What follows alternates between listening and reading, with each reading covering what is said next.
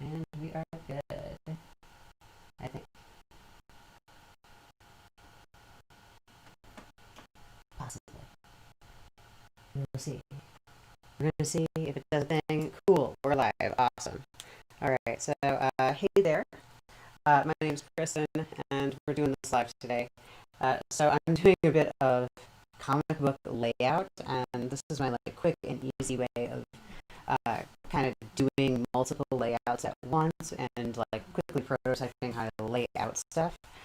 Because the copyright bots absolutely love music choices that are actually good and or licensed, I have my playlist current mood playing on Spotify. You can find me under Kristen Rose Merlot and find me there, or you can just like listen to whatever you'd like to while I'm yammering on in the background. I can actually see chat and everything, so feel free to like pop in, ask questions, stuff like that. Um, so what I'm going to do first here, you'll notice that I don't have any paper down. There's a reason for that. I do not do any of my early prototyping with paper. Screw that. It's expensive to go through a lot of Bristol, and it's very stressful when you mess up a lot. So this is a piece of acrylic. It is just from like Lowe's. I had them cut it down, and the layout that I have drawn on here is the size of your standard comic paper with the margins done. And over time, the sketch gets a little gross, so you might have to go back in and like touch it up. This is after a couple pages worth, and it still stands, which is cool because this part is what makes it a lot easier. So I laid a piece of paper out, kind of sketched it out. Then I take the entire thing, flip it upside down. That's why I wrote the word layout on it.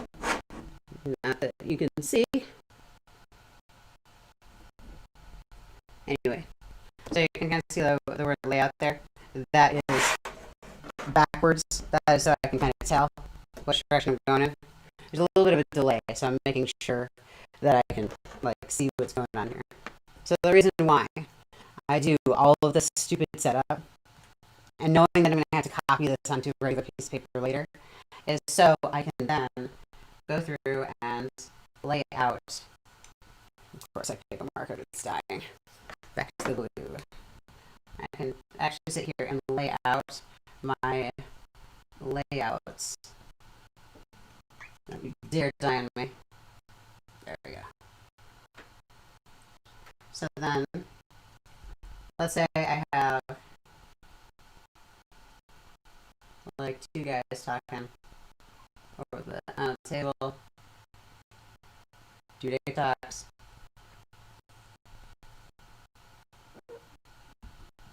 Split it. See, I can like really very quickly kind of scribble this out way faster than I could with just like a regular piece of paper, where if I mess up on one, I have to scrap that piece of paper. And over time, especially when you're using something like a good old-fashioned dip pen like I am, so that would be like, I'm getting a nib now. If you've never seen one of these guys before. So this is your good old-fashioned dip pen, and you'd have this with the well. And well, we'll put it on the camera so you can actually see what the heck it is. Ta-da! So the cool thing about these is you get a lot of awesome variation. This is your like traditional old-fashioned sort of illustration tool. But it gouges into the paper very easily, and with every scratch, it just like really murders into the paper, and that's why it's on such heavy cardstock. That's why it's on like a Bristol or something like that usually. So it can take that heavy saturation with ink. Because of that, the more erase marks that I have, the more gouges I have from like mess ups that I have, the worse my inking job might turn out. So I can sit here and plan this out and like really get my bubbles in. Then I will project it back in. Now, what are we doing today? This is the other nice thing. When I'm finally done with this, I can just take a rag or something erase it, start on over again. Now, another cool thing about this is that this is a good thing for storyboarding and such. You can lay out your storyboards real quick, or like various ideas for storyboards, and then sketch out the ones that you want. That I do actually need to have like an LED light table for. I do have that. It's just like not in the area. So the last couple days, this has been my fun little project. I've been doing these 2 pages worth of comics. So yay, fun. It's like a limited color palette. So we're going to be continuing with that today. I'm going to be doing page number 3. Because I don't want to spoil the heck out of my own story, I'm not really going for legible writing here. I might sketch it out real bit. If you really want to spoil the story for yourself, feel free to pause and everything. But I'm not going to be going over any like really in-depth story points. Also, it's page 3. You're not spoiling that much. So, it's not like it's out anymore. Or right now, anyway. So if I can't see you with that busy wood background, I can take a piece of paper, or this is just like the piece of paper I plan on using later.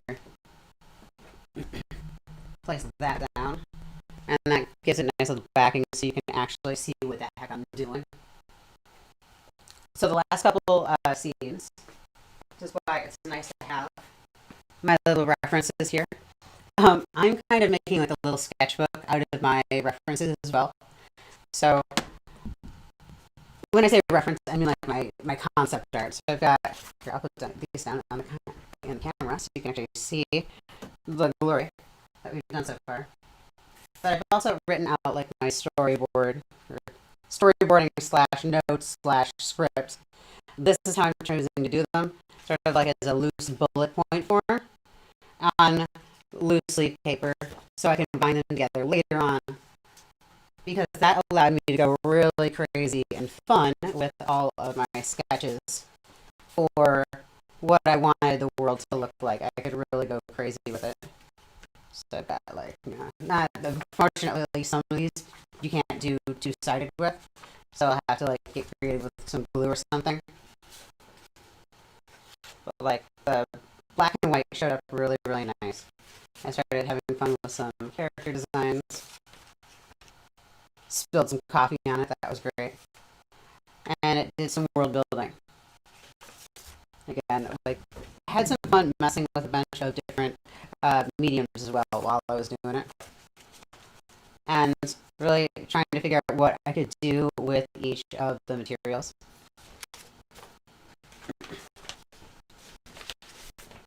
And some of these story points might stay, some might not. I tend to write on the fly a lot, so I'm not going to be doing like a whole ton of writing ahead of time. I know the general plot points of where I'm going for though.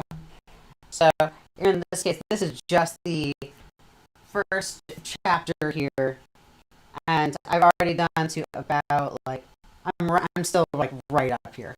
Like just full on intro, so you can see like the space theme and the world and everything. And there's a little bit of everything on here. There's like 3 different types of inks. There's some gesso. There's some whiteout because the gesso doesn't go completely white. I managed to stick my hand in way too much ink. I can have these loose leaves set aside, so that way I'm also not risking my entire sketchbook every time I go to draw. So as far as what we're doing today, we're going to be doing the meeting and conversation that they're having in the loading bay. So we're going to be loading in some crates of mysterious report with some glowing brains in them, and casually chit-chatting as they're doing so on a space station.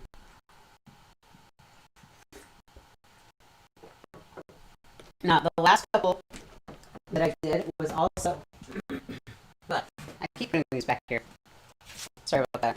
So the last few were also very large panels, like everything's either a 3 or like this one's got 5 on it. So this one, I don't mind breaking it up a little bit, especially since I know that after they're done, I'm going to have a split double. So that means I have to know what page I'm on. So if I've got a cover goes over top, flip forward, first page. So this would be my first page here. So this is the first thing you would end up seeing. So turning this over, this would be the next page that you'd have. So these would be back to back when printed. And so this is what I have to keep in mind while I'm doing all this. I have to make sure that my layouts look good from side to side. I don't want to mimic the same exact thing. That's kind of boring. I'm also like English speaking, so like my stuff is going to read like right to left. At the same time, I'm trying not to write too much in text to where if I ever had to flip it, it wouldn't be a pain in the butt. I don't think I'd ever end up having to, but you know, it's there. So as far as the layout here goes, I think. Oh, what do we want to do here? So this guy's saying mail's here. The next one is going to be.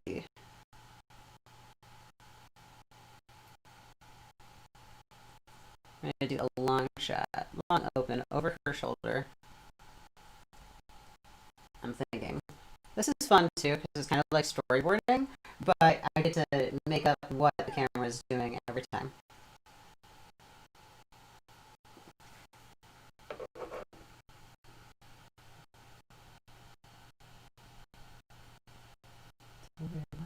Such a weird string.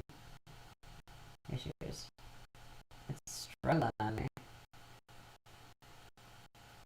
It's really struggling.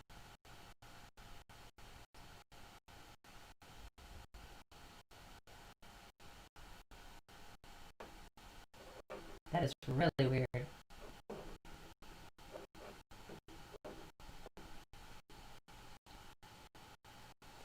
Alright, well, we'll see if we can just keep working with it. We'll see how it's going. But I apologize if you're getting a little bit of buffering. I have no idea why I'm getting such a bad connection.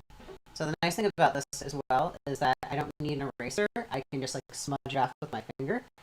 And this stuff also plays a little bit nicer with my, I think I know why. I think it's reading off of the webcam instead of the regular camera. Anyway.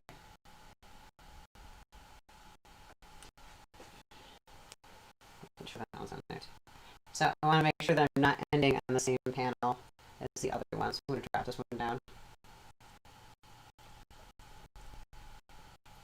And having two flats is kind of boring.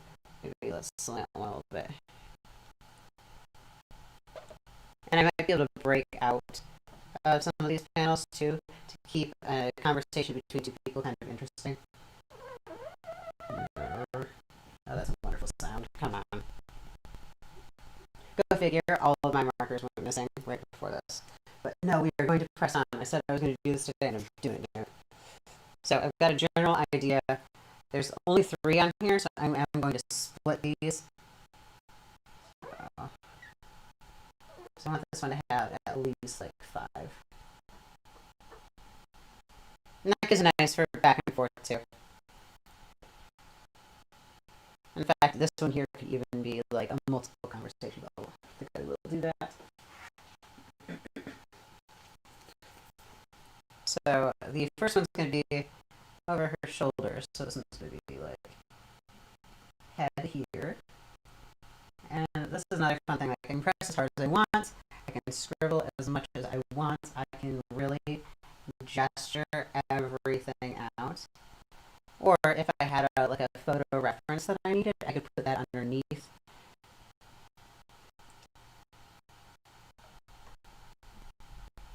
This one we got like really slouched. And I'm not really worried about like super duper accuracy right now. And so long as I can tell what the hell is going on, that's really what matters. I do apologize if you get a little bit of a double image off of this. It's not out of focus, it's just the shadow of the overall shadow of this thing kind of casts weird. In fact, let me see if I can alleviate a little bit of that. Nope, that's going to make it worse. I was hoping that I could offset it with some of the light, but no, it's just going to backlight my regular one really bad. So I apologize for messing with the lighting. That's alright, because I can go back in and kind of clean up my sketches. So there is the like boob there, kind of slashing. And I'll lull that head off to one side.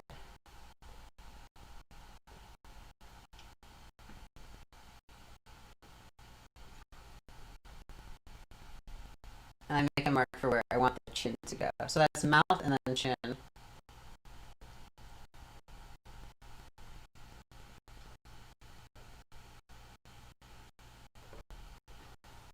Something like that.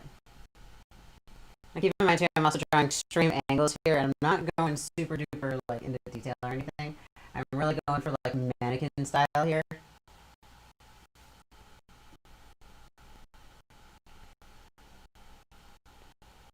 That's weird. Now it's good. It's so bizarre. Like it gets cranky at me a lot, and then all of a sudden it's just like, nope, never mind, you're good. Whatever. That's good. Good. It's good.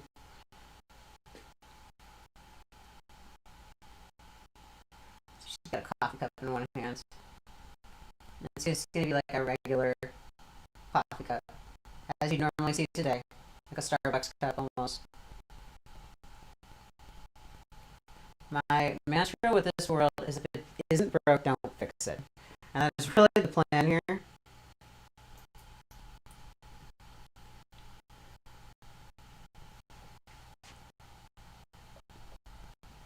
Now this is also way easier to see too once I put a light underneath it and shine it through, because then there's not that heavy shadow.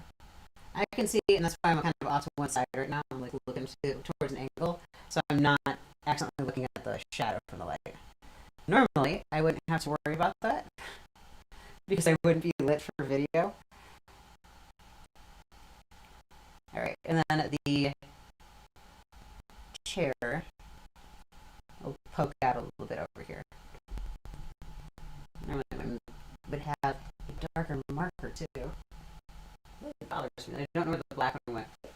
Is that? No, that one's a Sharpie. No one called me. No one called me prepared, ever. Then the ink. Kind of go back into that. So over here, this is going to be where the door is. So I want this kind of like as an establishing shot to show where the heck these guys are in relation to each other. This guy just barged through a door in a space station that from the outside doesn't look that big. And it's really not. It's a docking station for ships that aren't meant to enter the atmosphere to transfer off goods, and or people. Like it's just like a transfer spot. Oh, there you go. Now it's decided to work for a moment at least. And it's got a rectangular opening and then a sort of like a hexagon. This is where it's kind of nice to be able to sketch this out. Also, make sure. Cool. I can't still see. So right now we've got like up top. I want to do like sort of like a hex or a hashtag. It's like a pound sign or a hashtag, either way. So for that, put 2 lines.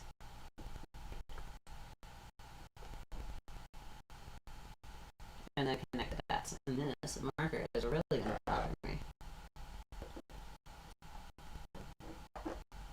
We might have to pause for a moment, or at least like do a quick 1 second be right back while I go find a marker. It actually works. This one was working fine yesterday, which is why I didn't really worry about it. I want to say, is that one? I want to say both of these are not, these are dry erase. They're just not an ideal color.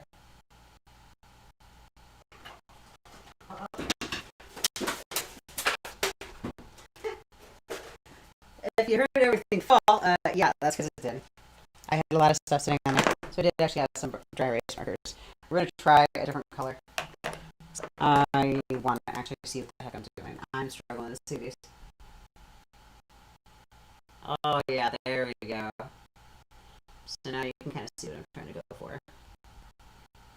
So I'm like doing a rough here. Now this is all freehand right now. I will go in with the next layer, and that's the one where you'll actually go in with a ruler and make sure you can see what the heck you're doing. And it's all measured out and stuff.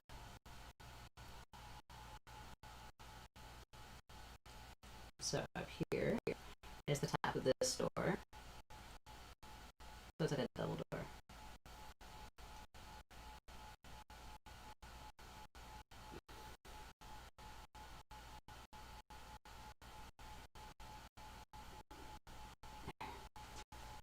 It's kind of nice because if I go outside the lines, it doesn't matter because the outline is on the other side.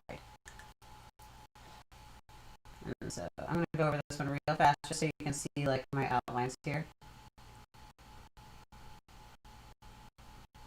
And you know, funny enough, like I used to actually just like do most of my sketches on like your regular sketchbook and everything, and plan out everything there, and then I'd have to manually draw everything back, or I would occasionally go a little high tech and project everything on.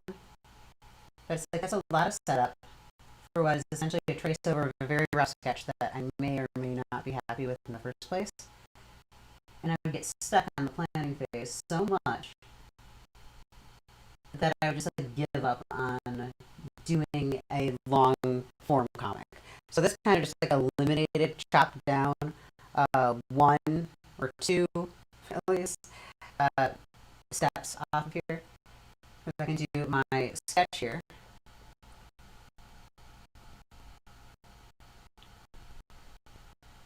Not worry too much about what it'll look like. And if I don't like one, I don't have to just write all of it. Like I can just like wipe that all clean. These are your best friends. These are like t-shirt cloths. You can get them from like Home Depot or you know your local whatever. Or honestly, just cut up some t-shirts. That's really what they are. All right, and then there is the arms of that. That's actually with the bulk. So that means that this shoulder's got to come down. And so this is nice here, because instead of having to sit there with an eraser and carefully get it out, I can just wipe it clean with a corner of a napkin. And I can really get in there carefully. Even more so if I was using a smaller napkin. Or using an actual tool like a felt tip tool. And one of these days I'll sit there and kind of fabricate some, but one day. I keep saying I will, but sometimes I find that it's more fun to actually make up little tools to help me do the work than it actually is. It does not need to do that much of a.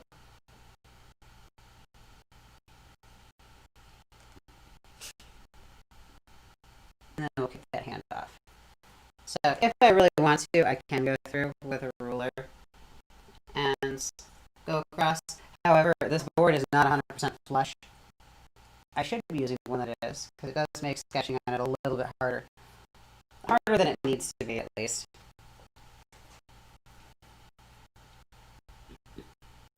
This is also really nice because then I can go extremely bold and I'm not trying to guess at what the right line is because I can color code them. But they're still fat, so I can't be too nitpicky about them. So with this one, her hair is kind of all over the place, so we're just going to kick it over. And see, it's going to kick off the side there too. And the same thing over here. And then here is there. And I'm referencing behind me my own character design. Because this is not a character that is really reoccurring. So I did not plan ahead of. And that's the thing, like, for some reason, I will never plan out my NPCs. I don't know what it is.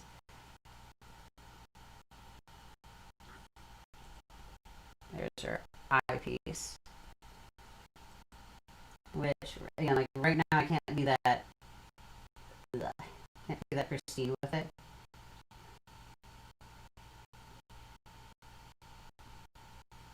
So just kind of like motion in where I think things might go.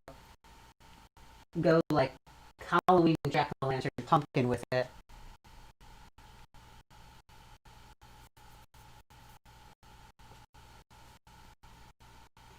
And the hair needs to be longer in the back. A little shaggier, a little bigger. And I've got my margins drawn down, so I can just like go right across the top here. And just nix off anything extra.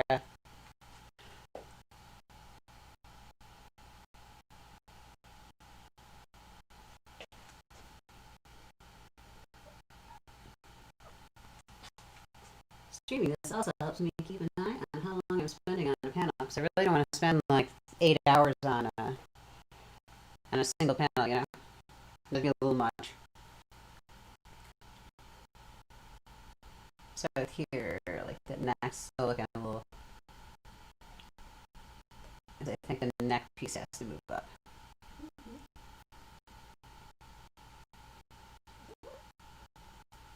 In fact, in general, that neck piece needs to. So I don't want to see that neck gap. That's what's really bothering me.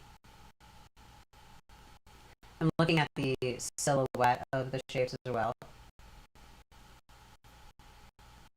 Trying to make sure I'm getting like a good look along the outside. If I don't like it, I can always erase it. Look, I got a rubber boom.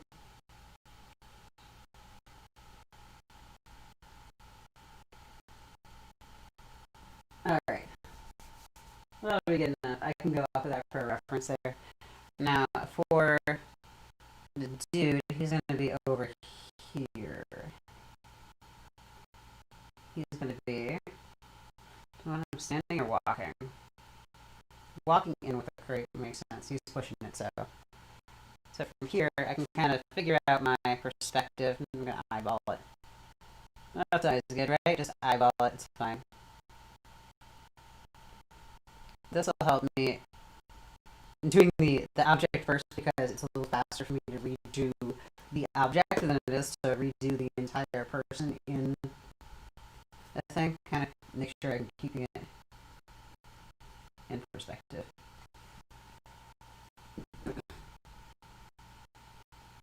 Especially if I'm not 100% sure how tall things should be. Because I know that that lever, or that thing, is going to be like chest height. And I know this is usually backwards to how some people are doing it.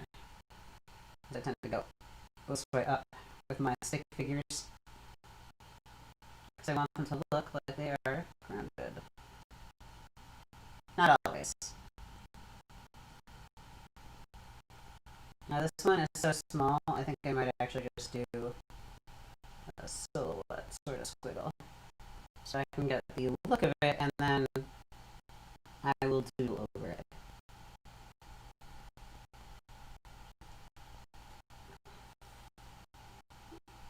See, his leg got too long there.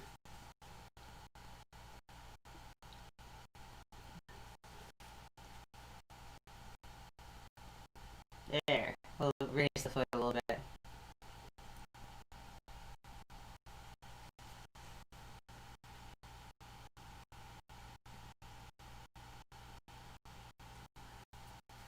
And I don't necessarily have to work in a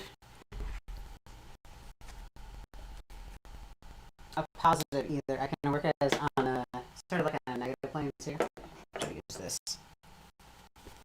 What I mean by that is I can like take this, kind of wrap it,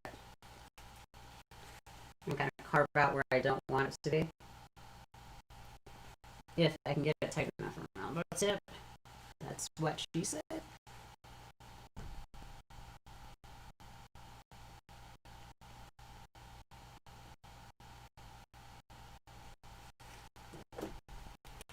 Something so I can really see where that line is. And go through, and then redefine the edges if I need to, just so I don't lose anything. Because all these are going to be boxes.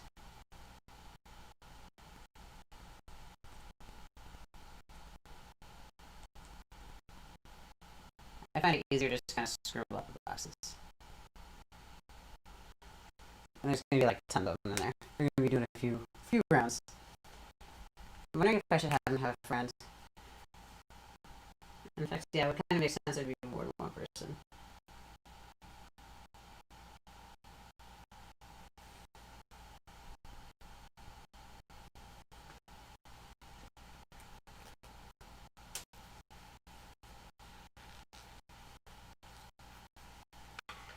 So in this world, it takes 3.5,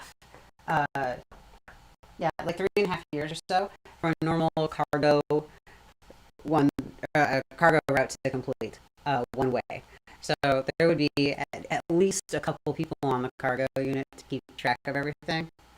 In addition to that, they have a little bit of a stasis, so they'd be doing like 24-hour shifts. But it wouldn't feel that bad.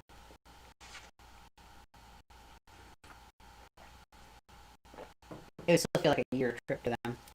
It'd still be insane. I'm not going to pick my shirt to people. Or honestly, no, you could autopilot your way through most of that. Kind of set it and forget it. Have ground control deal with it, sort of like how we do the. In fact, yeah, that's actually a good idea to do that. So I'm gonna have their shuttles be kind of operated like we do our probes and such, where they don't have to be micromanaged every 5 seconds. They can just like send out an alert if there's something that happens, like any UCs. We're seeing actual thought process here. So we've got my door there. Then we'll have some like panels and junk over here. Science-y crap is the name of the game.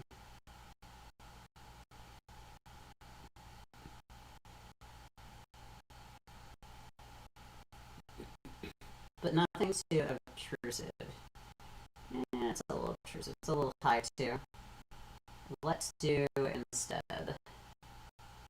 Let's set it back into the wall a little bit, so it's not in the middle of the walkway.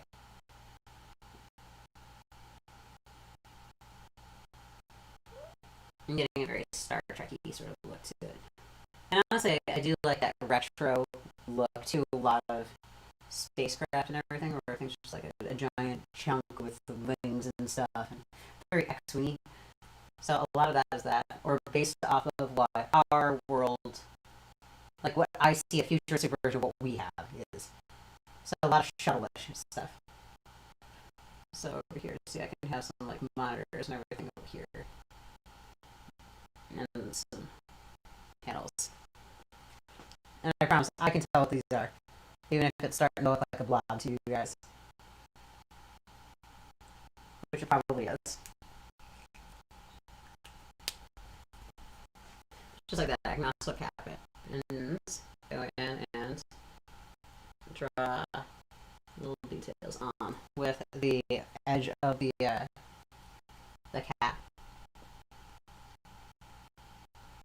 so that way I can really figure out where everything goes and where are my boxes.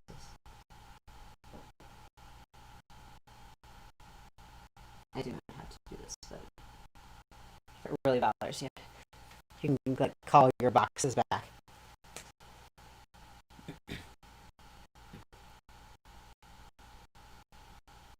I like the idea of it still being wheeled, because as cool as like a hover cart is, wheels are cheap. This is a very grounded universe here. We're going for like little capitalist-ish. And Then we'll have the doors coming. And these will be shutting again.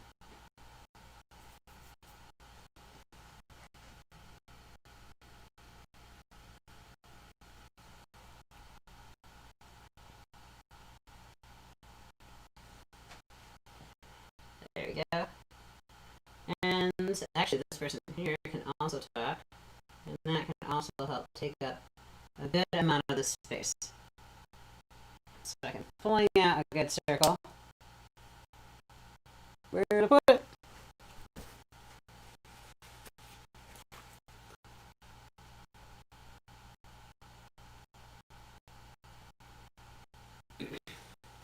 And that way I can kind of move it around if I need to.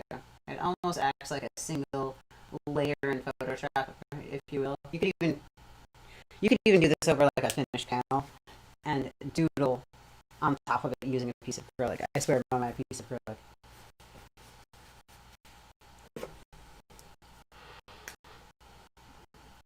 So, and then we'll have some other stuff. Something over there. I'll figure it out.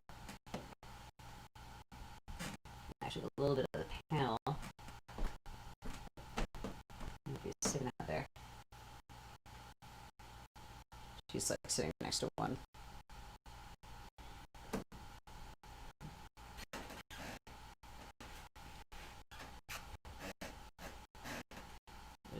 That one doesn't quite match the perspective. I think that one's closer. And even if I don't have anything like really descriptive to put there, I've got a minute to figure it out, and just having the dark there will kind of pop forward the bubble a little bit. I'm gonna put a window there, right? Actually, there is a giant window. That could even be the giant window. Or no, because it's connected to one of the ends of the tubes.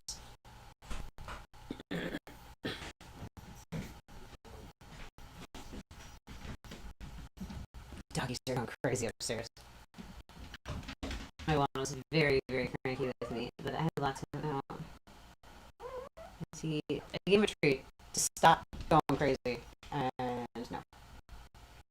Like, absolutely not, did not want to stop going crazy. So I'm going to go back over my lines that I did before. Ta-da!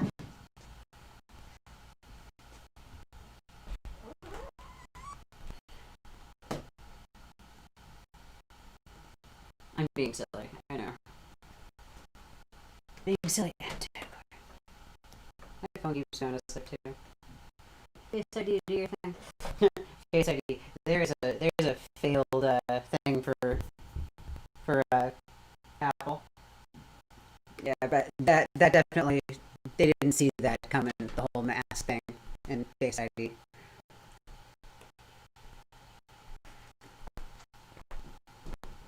I kind of bet on the wrong horse there.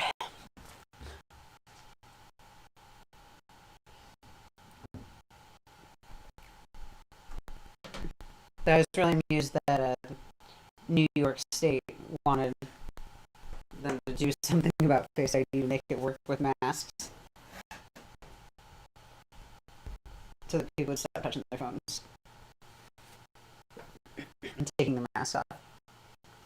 Okay, so for my second one, it's like chit-chatting back and forth.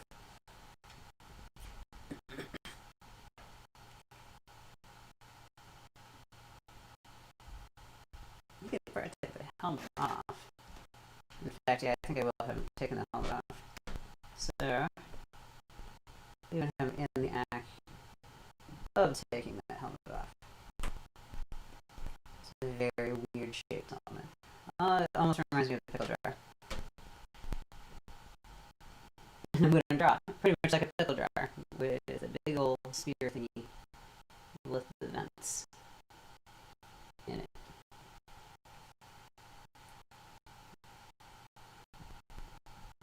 And then dude's head, who is way too big.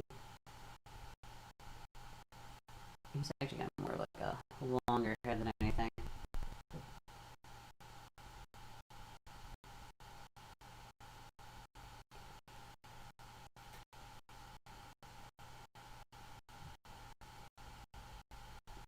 Draw a little bit.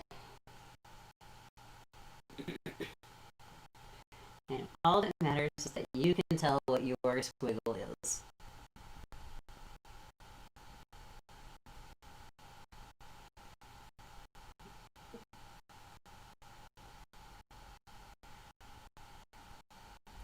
So if you were to move it up here, let's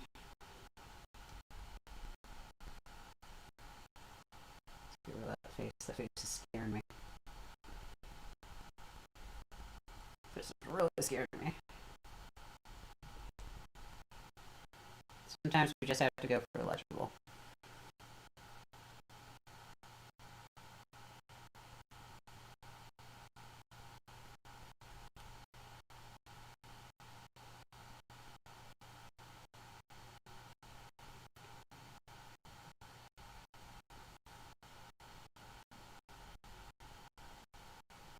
And don't worry, I plan on actually, before we're done today, I'm going to transfer this so you'll see that part of it too. So stick around. I know how riveting we are right now. So as he's taking this off, he's also going to be. That's where the other hand is, and that's maybe at least partially behind the opaque stuff. And that's how you do it. You keep the hand behind the stuff you can't see. Form.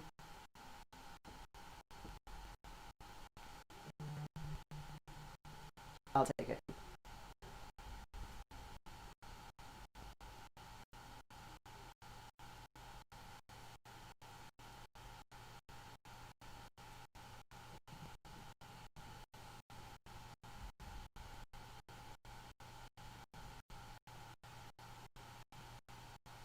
He's going to say two things in this one, so I'm going to split it. So you'll read 1 and then 2, and that is the goal. Kind of direct people from one to the other. So this way you'll kind of draw a diagonal between the two and his face. Kind of reads this way, that way.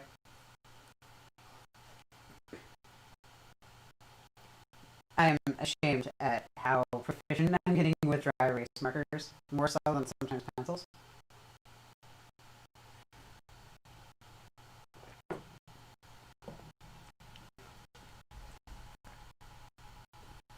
And then she's going to start getting up.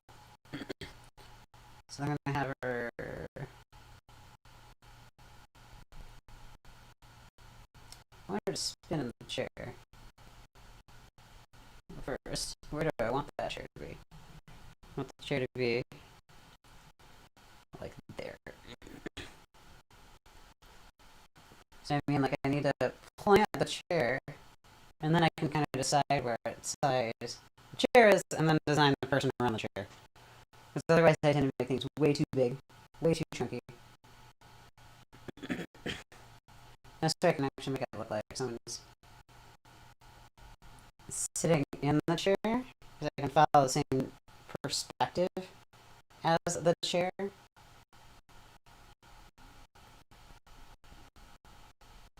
Or I can try to.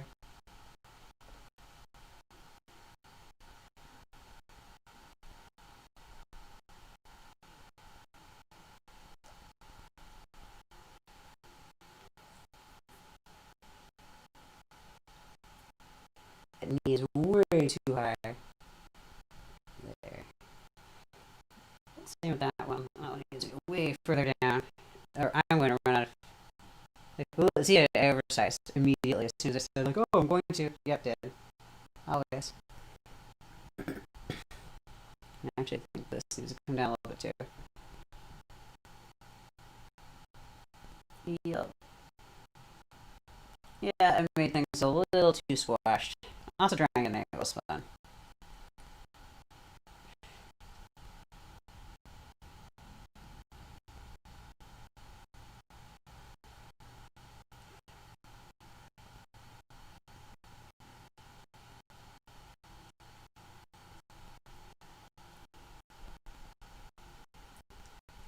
Alright, stick the coffee cup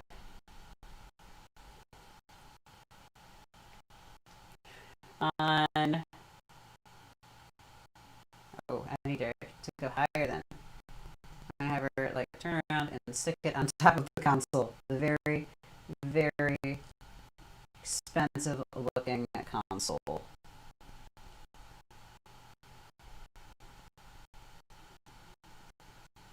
So, little spoiler, in a couple pages, it's gonna the ship that the brother's about to brother, the well, they are brother and sister, but the dude he's gonna get on is gonna explode.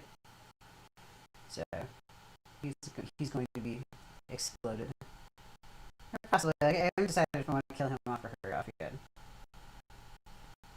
Honestly, I'm wondering if the sibling thing may or may not be a little cliche there. They don't have to be. They could just be like random people.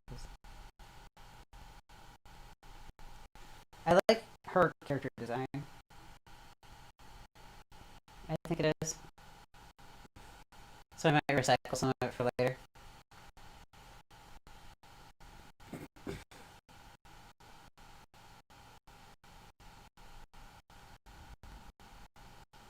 So yeah, I'll lead her more.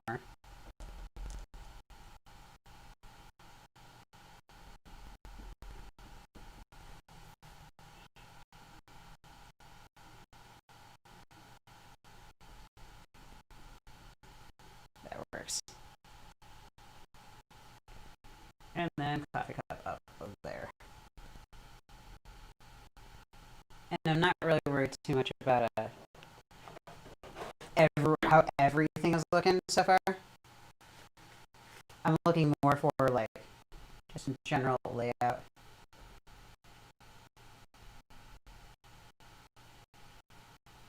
So I had an instructor, Matt Bush, who actually he does a lot of art for like Star Wars, some other properties. He did a awesome Indiana Jones map way back. Awesome guy. Um,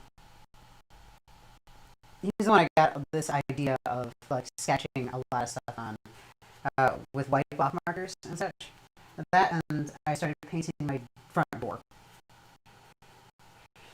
And I just noticed that it was just like way easier to go through and punch out a sketch on a white board because I wasn't worried about what it was going to look like at the end.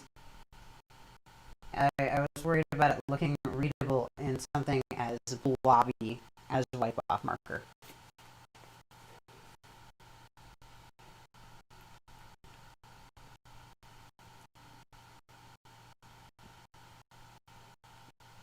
Alright, and then the panels continue behind her. Doesn't have to be that curved.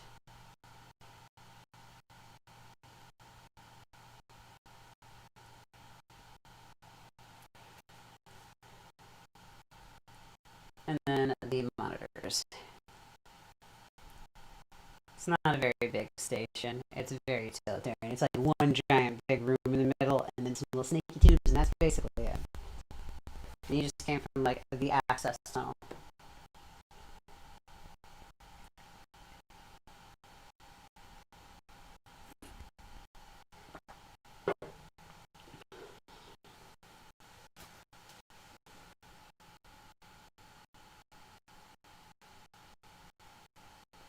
The same thing with her. I'm gonna have her say two things.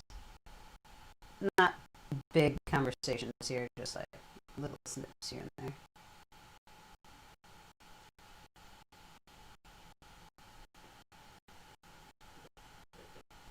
Really don't like that thing. It was a weird shape. That'll work.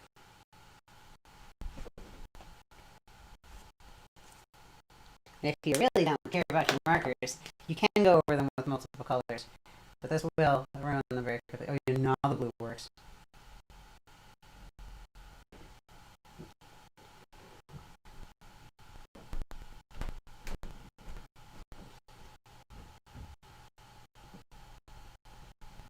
See, now I can really like... No, because then it stops working again. The red is still working best. We're gonna stick with the red. Well, magenta or whatever.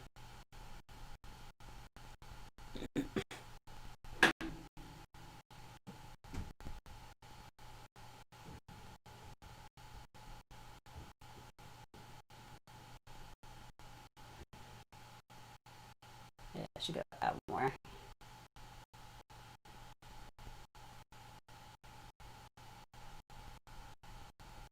Yeah, I like to go foreshortened that way, I think. Screw Lady Like.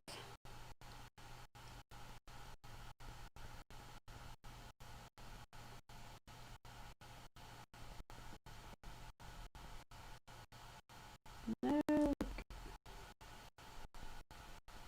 So I've got a foot. And then I've got my panel. I got one last one to go. And I have 3.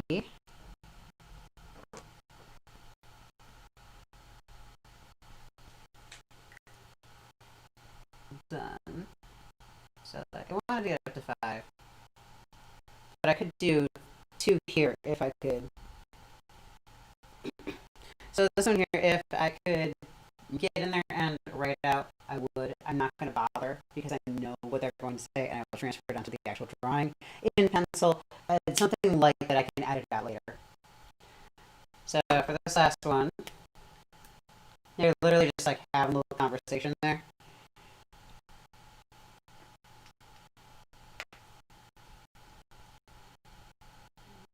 We'll head back to the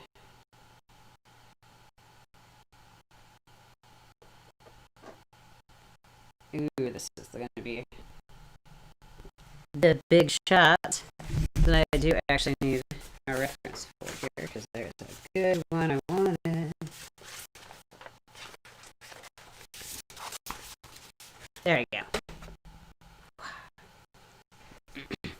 Okay, mass storage and transit system has the little boxes on them. No, has these little boxes, these little brain boxes. They're literal brains in boxes here. Hello there. How you doing? We are streaming today. We are playing at Comic Stuff.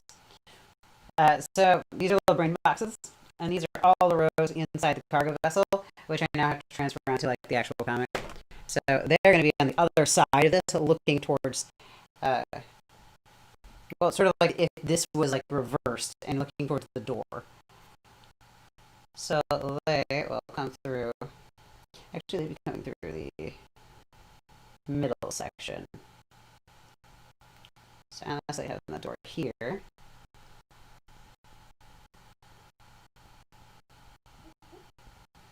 Somewhere that I can see the hallway would make sense. So you could actually see.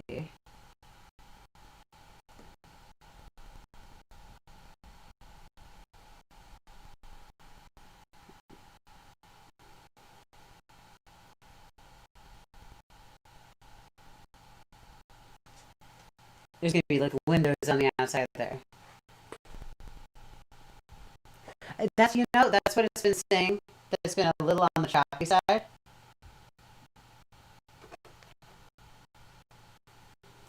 Seriously annoying. Yeah, it said before that it was coming in a little bit choppy. I'm not sure what to do about it, honestly. Let me check double checking my Wi-Fi, making sure I'm on the right Wi-Fi's.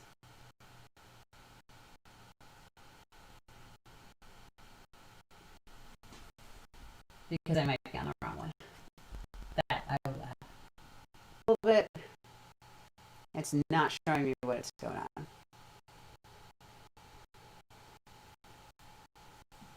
Yeah, it looks okay. Okay, good. All right. So good news.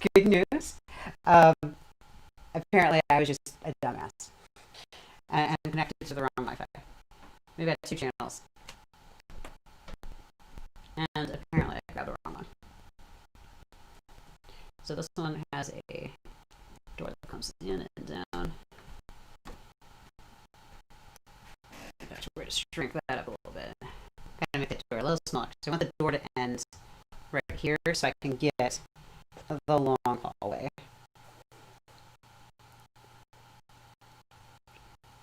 Through this. I'm going to bow it a little bit so you can kind of see it.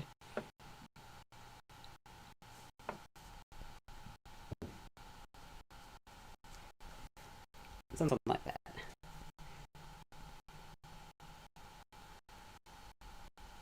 Now, if I want to get all those all the brain cases, let's call them, See, those are going to take up a lot of space, though.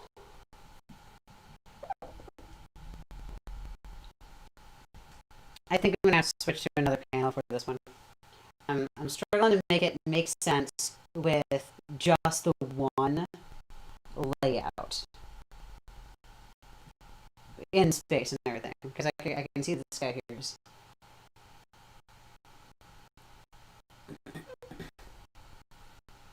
in the same space. I think they need to converge here and then move. See, that's the joy. I can kind of like move whole sections this way.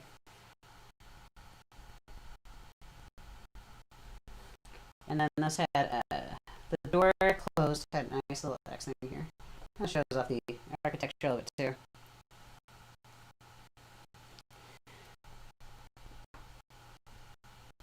So for more updates on this, by the way, I am throwing up quite a bit of this on my own channel, which I baby new channel just started.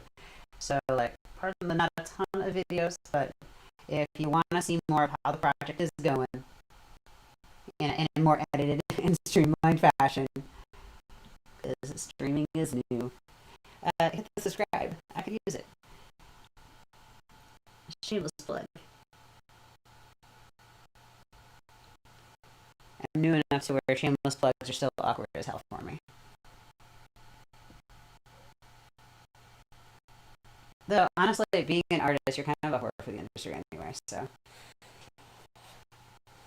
you do what everybody else wants you to do.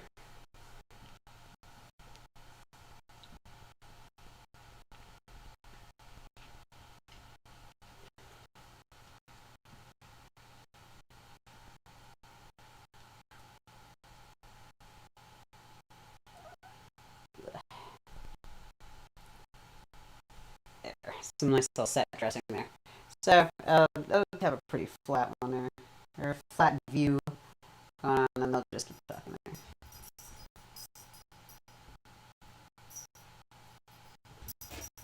Yeah, because I can have her rushing towards the door to go help him unload. So you can it's getting a steady reveal as to what is actually in the boxes. Because again, page 3, you don't know that there are brains in the boxes.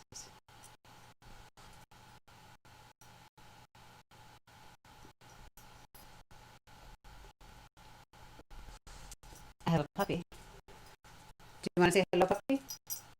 We gotta have a quickie little hello for the puppy, right? Come here, Yoda. Come here, Yoda. Come on, buddy. Oh, good boy. This is Yoda. He's one of my 2 babies. Oh, good boy. Oh, good boy. No, on camera. No. Everybody's gotta be nice to the puppy. He's such a good boy. He's the best boy he's what. Okay.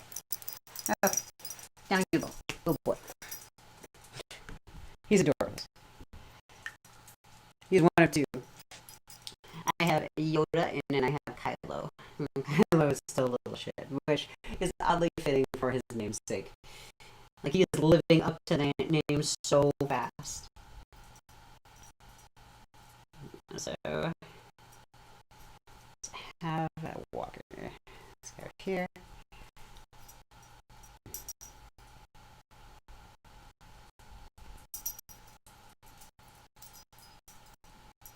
I want to bend that arm a little bit more. Have a back one a little bit straighter. And end the arms at the right spot. And where I can kind of see them.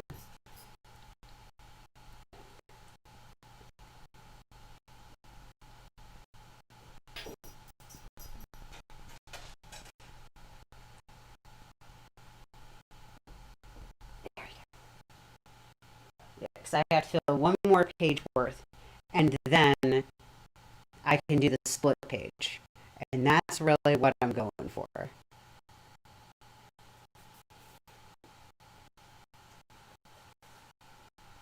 And thank you, by the way, for that like. So this can be Specky here, girl. I can tell what everything is, I promise. And then close up. So it looks kind of like he's going past her. That bar's going to be way too high. His head's going to be right off the edge. Sometimes my little plan of drawing the object first doesn't work. And honestly, like, a lot of times it doesn't. I only do that if I have a hard time finding where, like, the bottom plane is for this. So over here, I really get the thing that matters in frame. So if I want the chair, so I'm sitting in a chair, I want the chair to be where I want the chair to be. With his head, I want his face kind of shouting over his shoulder, I think.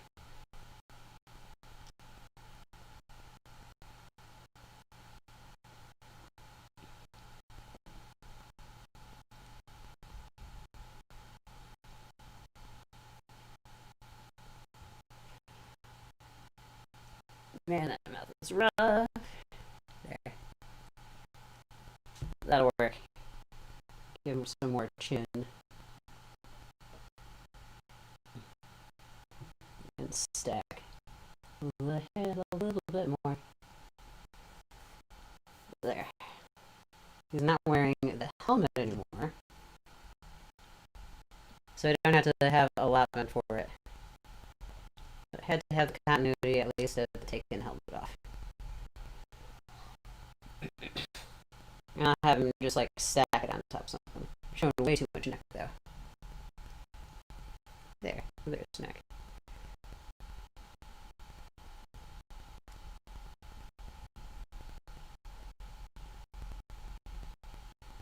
These guys are really just talking about loading stuff up. Just routine, shipping crap, and then they'll go on to do more.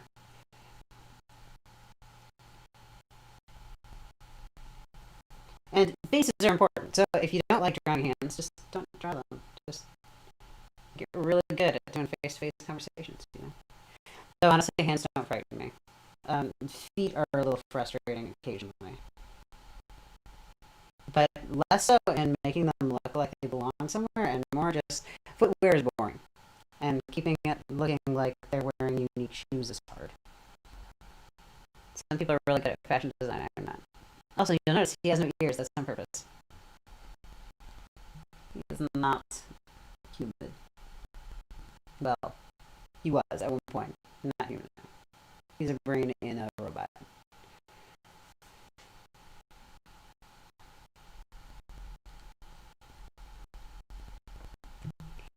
Alright, so this one.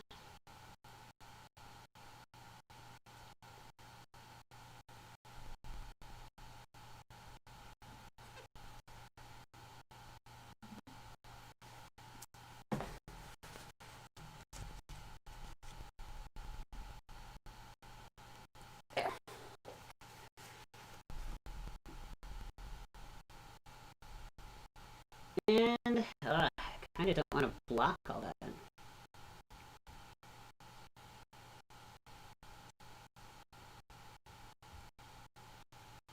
I'm going to disconnect the here.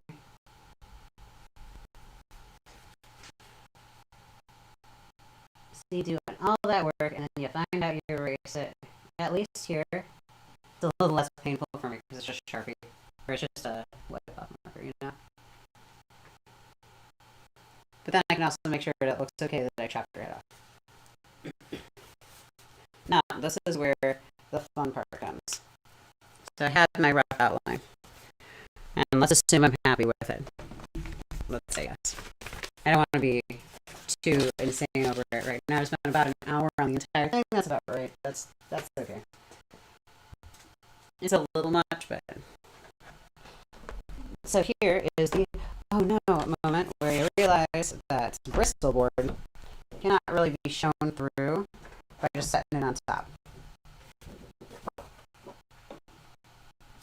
Ta-da, slight fail. So instead,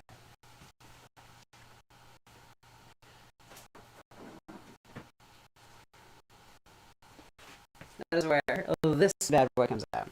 This is a cheapy little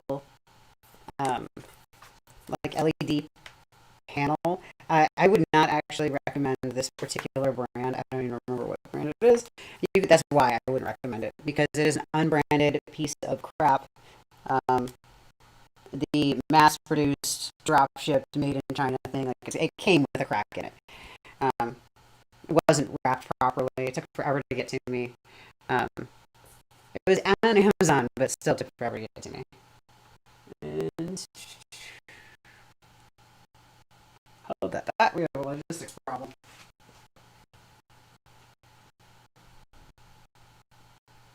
That's why the camera.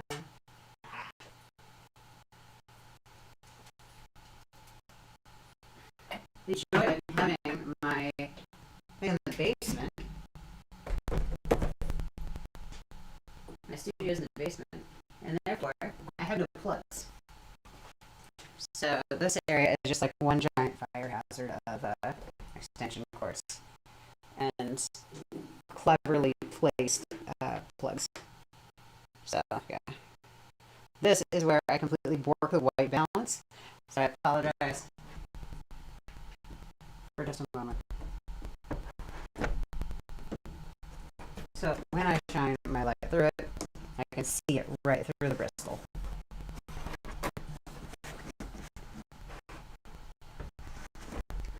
Now I won't put the entire thing on there. It's not that big of a board, but I can see enough of it to copy down what I need. This is where I'm actually going to get to sit down.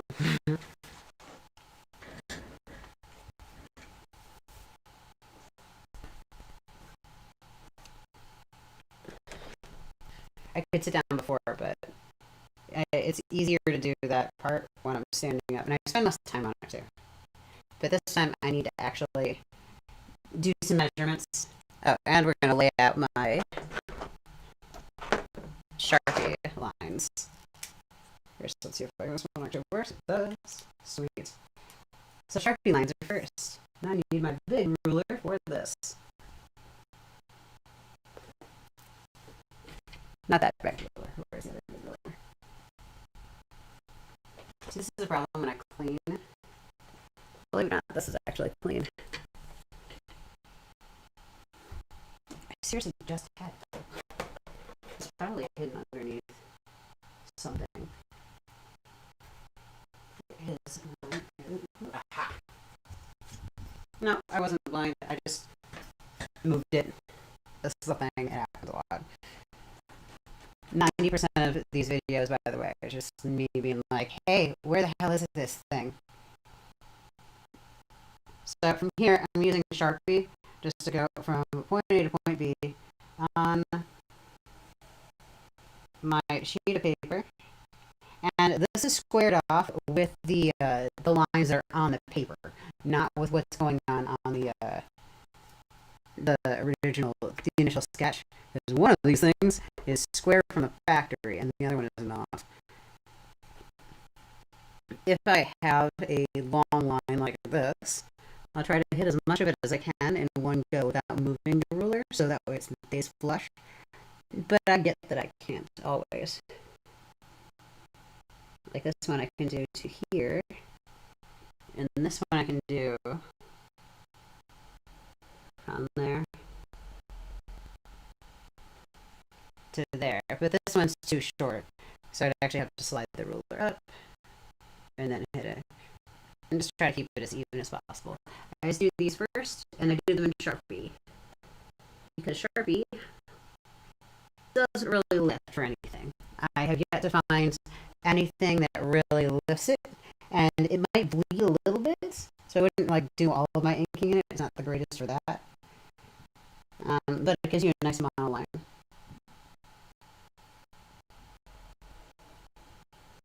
And all the way across. As I say, oopsie. That's okay. If you have an oopsie, you just go back over the line and make it a little better. Remember, it's not a bug, it's a feature. You meant to do that. Not my most perfect line, but we're gonna take it anyway. I can also always go over stuff with a little bit of like white gesso or whiteout. Whiteout is my good go-to. Whiteout is a pain in the ass to use. And you can't really marker over it. Like the marker just does not like adhering to it anymore, or it doesn't like drying on it.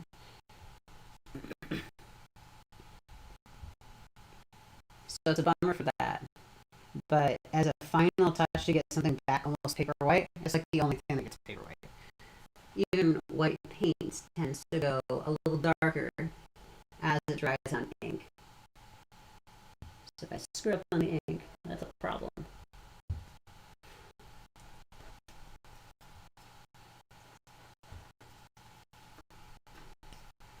And I'll do these ones too. And I'm not sliding the ruler ever.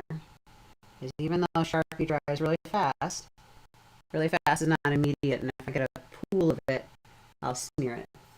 And every now and then it's also a good practice to take your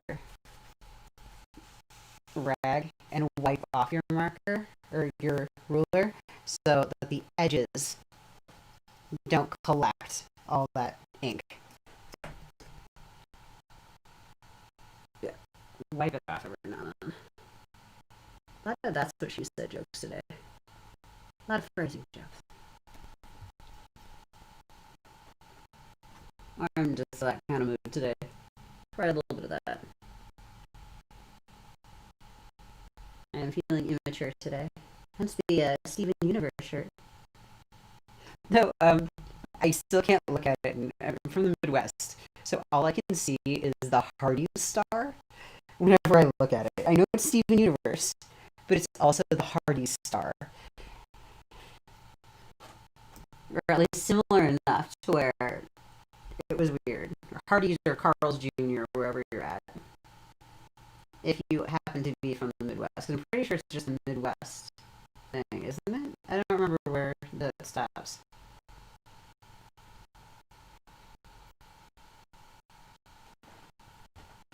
Yeah, a little bit on that line, but that'll be fine.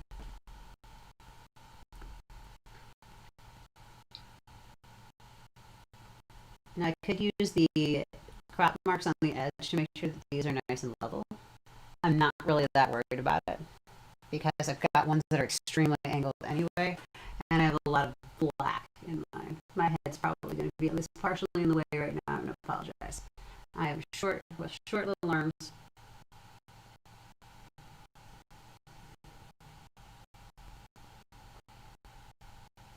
So at this point, even if I have to stop for the day, I at least have my layout locked in and done. And that has enough time to dry to where, like, by the time I'm ready to go with it, that's pretty much all I gotta do. So we're gonna go ahead and cap that set up to one side. It really bothers me that I'm still having some stream health issues. It's better though. It's not just yelling at me about my screen resolution, which I can't do a whole lot about. Not if I want this to actually run. So this is where I'm going to put that to the side and bring out my handy dandy little pencil here. This is like my favorite liner. It's a monograph mechanical pencil and eraser by Tombow. I got it in an Art Snacks kit, not sponsored at all. And I absolutely love this thing because, I don't know if you can hear it, it has a weight in it. It's actually weighted at the front. And depending on how I'm going, like I can either weight it with the eraser down or it flips to weight pencil lead down. It makes it to where I get a much more uniform line. And that's what I absolutely love about it. It's that ease of lining. Okay, so I'm going to start down here.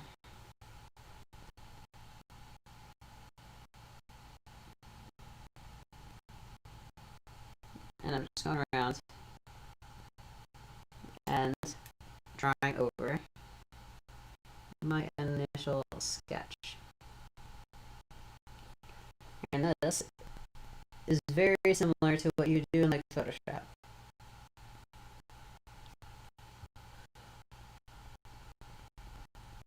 Only this time I don't have that initial rough, messy sketch to have to erase and fight through. It's already pretty much there, and I'm just like doing my second refined sketch. Then I will do my inking and painting and stuff over top of it, and I do end up doing a lot of painting.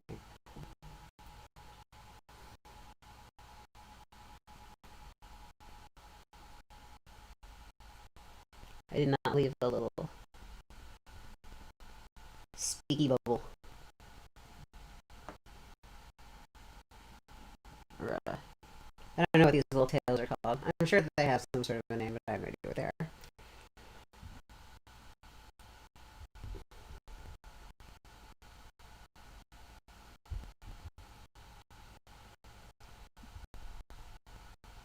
I'm also going to make sure like it looks kind of, well, I'm referencing my other one, so I can make sure that my NPCs look kind of like each other. Or like themselves. In fact, I'm going to bring these back over here so I can see them. See that face? No, it didn't go all the way away. Depends on the lighting. Oh well. I can also like kind of de-animate them a little bit. Or I guess kind of animate them. I don't know. Nowadays, what I consider an anime look isn't just anime anymore, though. And I know that kind of dates me horribly, but it kind of is. Just a little bit. And that is that like kind of open look to the eyes on the corners and stuff, like where they won't finish the outline to the eye. Used to be a very anime-ish sort of thing.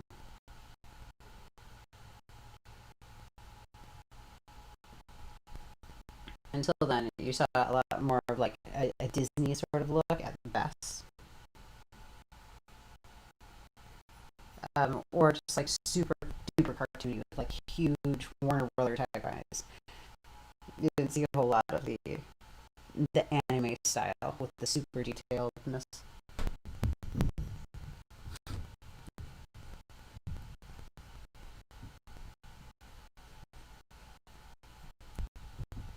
Alright, gotta put them high cheekbones in there.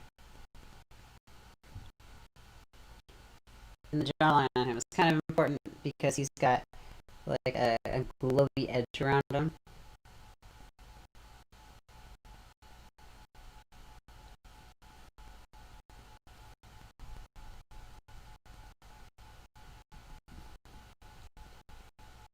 And I can be as scribbly as I want with this, so long as it's smaller than the line I want to end up with. I also realized that I really don't like kneadable erasers as much as I used to. I used to like them a lot more.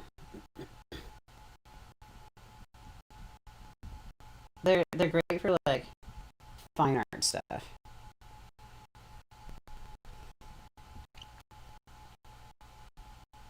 Like they're great for if I whip out the charcoals for a day. But they're not really great for pencil work, I found. They tend to rip up the paper a lot more. Like they catch it and they just pull and they wrinkle, so I have to sit there and hold the paper down.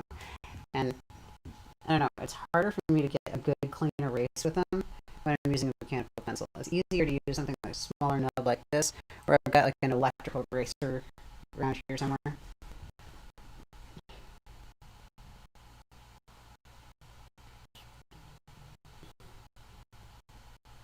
And I made the hair on this one a little big compared to the other one. In fact, that one is even. So we're going to pare that down. He doesn't have the shag on the outside. It's all like tight and then cropped at the top. So we're going to keep that. Like it's got that overgrown look to it, which it should. You know, he's been on a spaceship for quite some time. And in this world, stasis doesn't stop you entirely from aging. It just, like for space travel and everything, it just slows it.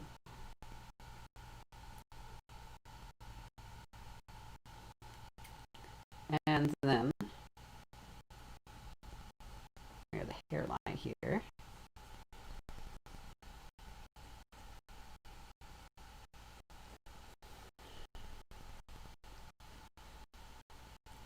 Now that side of the head will not line up with the neck like that. Because the neck's going to come down and over, which means that the actual neck can be twisted that way, but that does mean that the collarbone is going to be like right here. So that would be where his collarbone would end up being. This is the time where I will spend the time to like correct my very, very off anatomy a little bit more. And even then, like, anatomy is not my favorite thing to stress over because I will. If I go down that rabbit hole, I will never get done. This is part of a project that I'm doing right now of a 90-day comic. I'm seeing how much I can do in 90 days. I will plan on working on it afterwards too. I'm not going to stop in 90 days. But I really want to see what the benchmark is. And right now we're only 3 pages down. But I did spend like a good week or so doing nothing but planning, at least.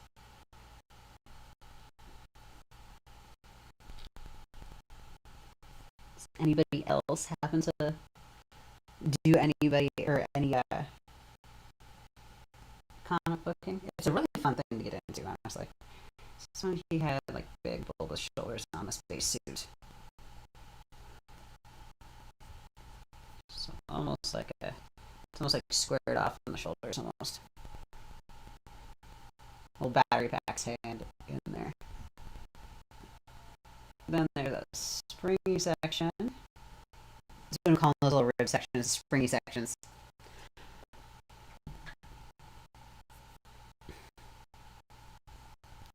And then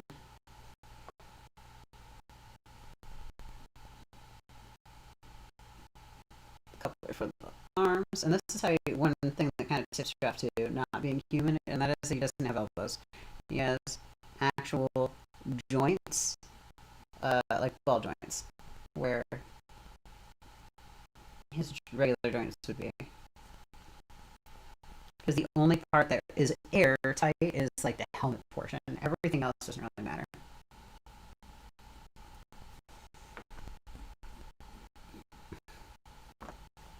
In fact, I didn't even bring that up. Just like as an enigma sort of thing.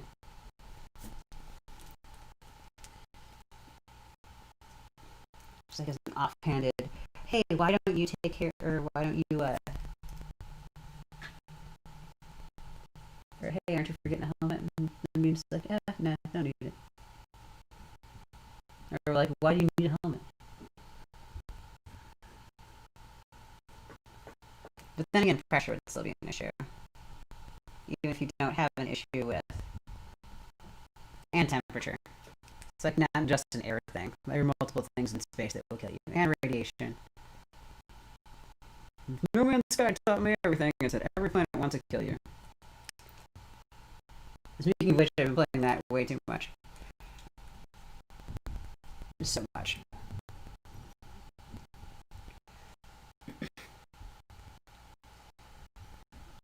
So from here,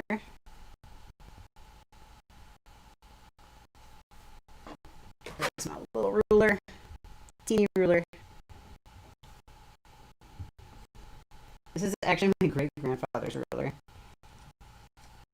He had a bunch of drafting materials when I was a kid. He did drafting for one of the auto companies.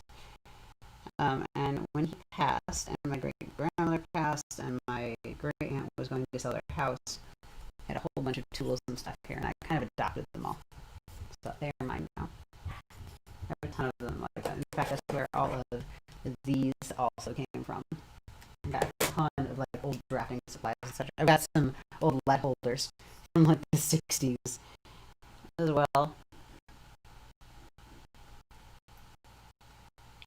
It makes me wish that I used lead holders more. I really don't. Just because they're a pain in the butt to find a sharpener for. They go dull on me about as easy as a regular one. Like, and honestly, like screw every art teacher that told me that I couldn't use a mechanical pencil.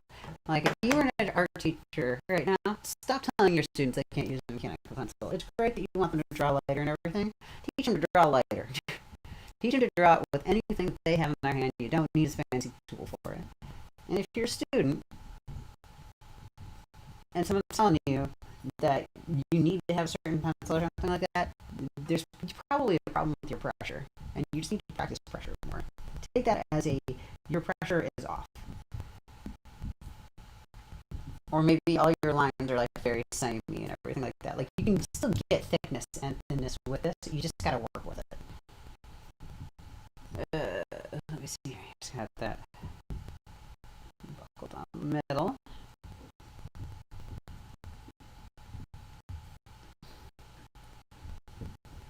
And there's the center. Just area. I go on rants all the time about art education, though. We don't. We do it so wrong in the U.S. And it bothers me, or at least we did when I was a kid. And I'm still not a huge fan of like what I've heard through the grapevine of other people doing. There's no budget for it anymore. But a lot of artists are still stuck in that theory that you need to have specific tools and everything. Like you need to have X, Y, Z. No, you don't.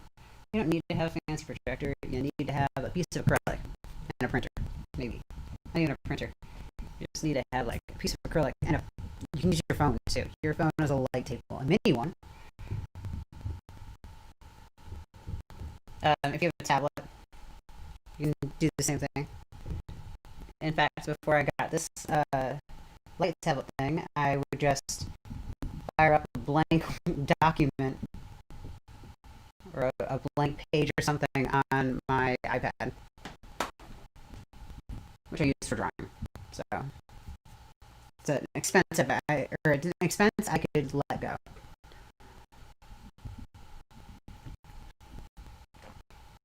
So we are right now an hour and a half in. Cool. Not too bad. And I'm really aiming to have like everything sketched out here. Once I get to a certain point too, I can stop worrying about getting every single little line down and copied, and I can turn off the light table and just focus on the actual drawing and making it better. We're not quite there yet. Some of that comes in the inking phase anyway.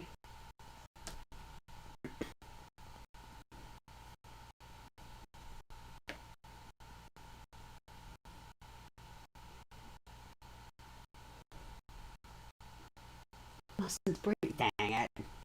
It's another reason why when I squared it off, originally I squared it off at the bottom of the board. So I should be able to match it up. Oh, that's right, this one here I did have to move, didn't I? Damn it. Normally I squared it off at the bottom of the board, so if it shifts, I don't have to worry about it. But I couldn't do that because of camera positioning today.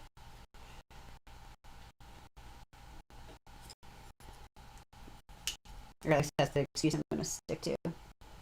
No, it was Kristen didn't pay attention.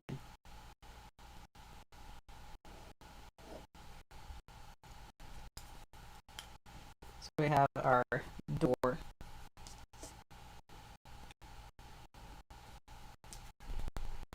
And I'm doing a lot of these simple background shapes first, just to get them out of the way. And I'm not worrying about putting like edging or anything on them right now. It'll make them look fancy in a minute. Right now, they're good as this.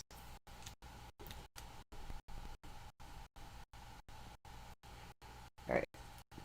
So now we got this one. So this one's got a lot more work to do with. So I'm going to start by drawing out the head.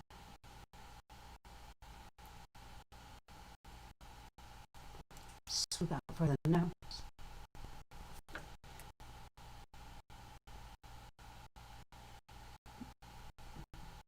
Oh, this is the side too with the. Don't even need to do a fancy eye because this is the side with the computer strapped to her face. It's the other joy about having a comic based around robots.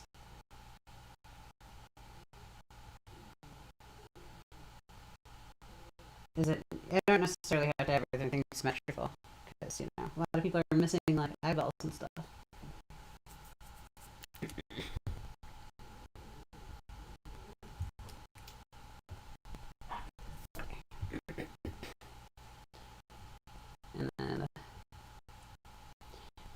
was the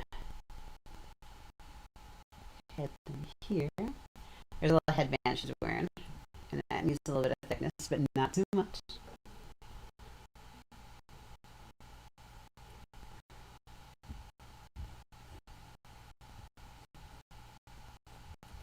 There's the... Yeah, that one's definitely going to have to shift around a little bit, but that's alright. So if I was to shift this around, I just go the same way, using the original pose, but at least give me an idea of where to put everything. And especially since these are uniforms that are relatively divided up at the joints. So like there's the bulky arm ceiling things on all the uniforms. And those are those round things around the shoulders. Those are nice because it chops off the arm. It's a nice little place to plan with it.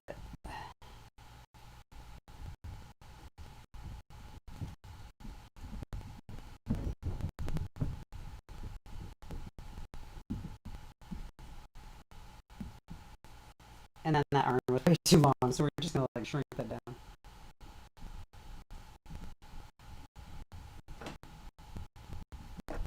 Well, thumb on that. And I know that the waist is still ending at the same spot. Now that would be the... If this was like a Barbie doll and they popped off the leg, that would be like the hole to go in, almost like drawn underwear on them. Now that in the middle is where the bone is. So this is how I would correct. Same thing on the other side.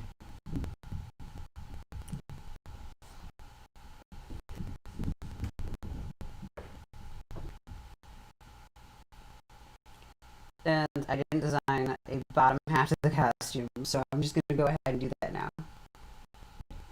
And it's a space costume, so it could be as goofy as I want with it. It's a space costume day. These knees are not the same size, I just noticed too.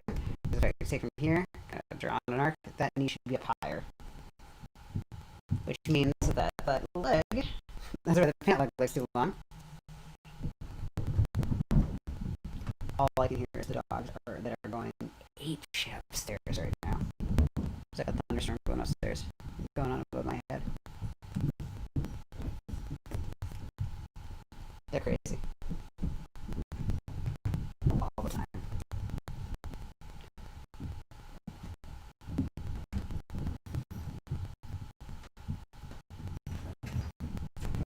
So this one is not going to have the weird little underwear thing that the other uniform did. I think I'm going to leave it at a belt.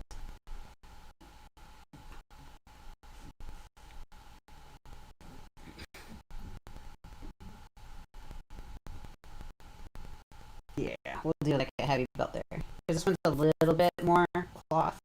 This is somebody who's stationed up there all the time, so they're dressed more for like comfort than anything. Not so much with the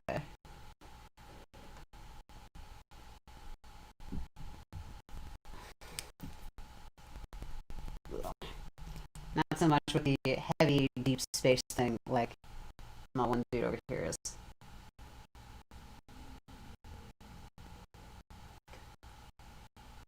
And there is one big thing to keep in mind too. It's a comic book. Like, if you really sat there and looked at the art of most comic books, like, I'm not talking about comic book cover art. Cover art is fantastic.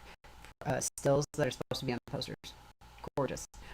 Most standard comics, if you flip through them, you're gonna find a couple janky, just really wonky drawings. It's a thing. It's gonna happen. And that's okay, because, you know, crunch is a thing, and not everything has to be drawn 100%. What matters is that you get the story communicated well, and like even then, like drawn well in what reference. Like for me, that just means that things are relatively in proportion and nothing is distractingly off to me, and I tend to overthink my drawing, so I'm usually pretty okay.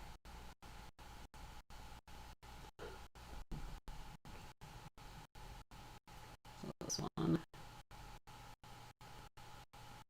I actually don't mind having this be an alternate uniform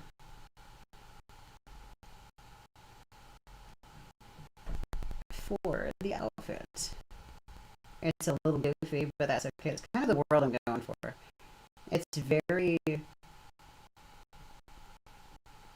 Buck Rogers-y, a little bit. Very Star Wars-y, very...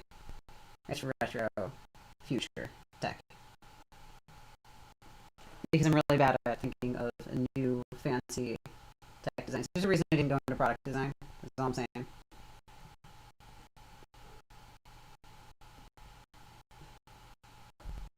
Or at least that's what I'm going to stick to.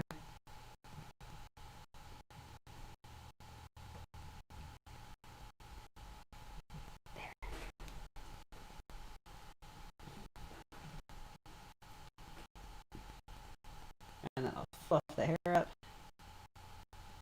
She's good in here.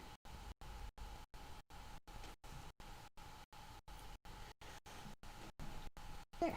Okay, so that one is good. We'll move on to the next one. Anything additional I can add later on, or I can sketch on over top of. Over busying it too does not help my overall design. Like adding too much stuff in the background. Try to keep my head out from under.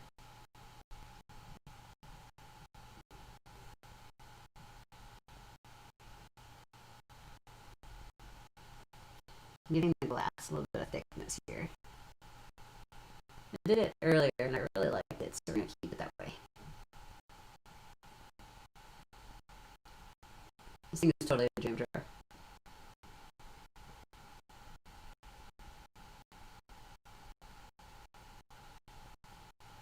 $100% a jam jar. Speaking of jam jars, collect them. They're so great. As far as like art supplies, I mean, should have like finished that sentence. Finish that thought. They are great for recycling, reusing, etc. I use them a lot for, like this one here had apple, or no, peaches. This one had peaches in it. It was really cool looking. It looks kind of like an apple or a peach or some sort of fruit, or like a jar, the honey pot. I dug it, so I kept it. So these are the air vents inside the helmet.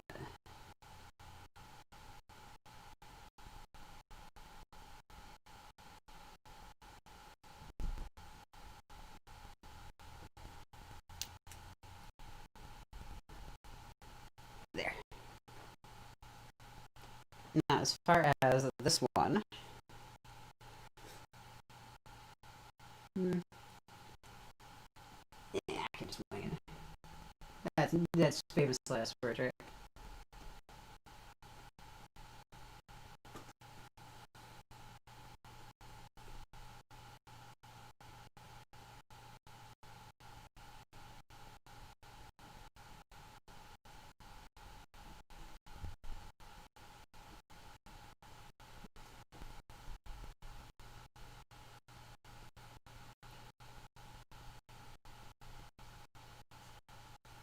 There we go.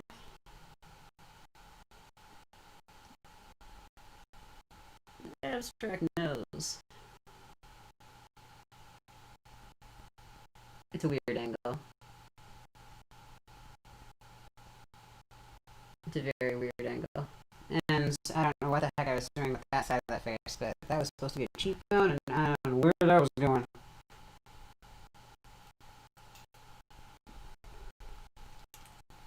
Sometimes you just gotta draw it out and see where it goes.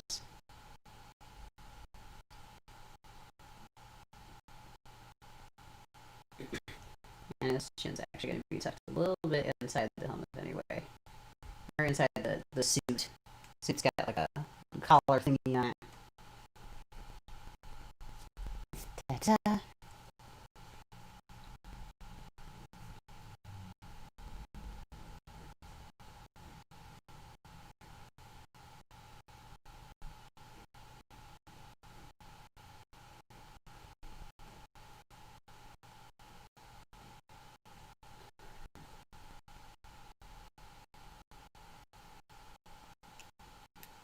like so.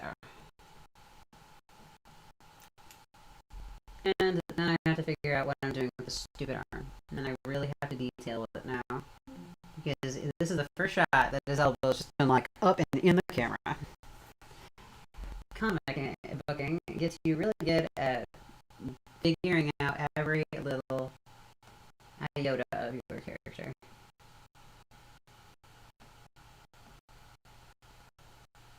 There we go. It's like a mess. That's good.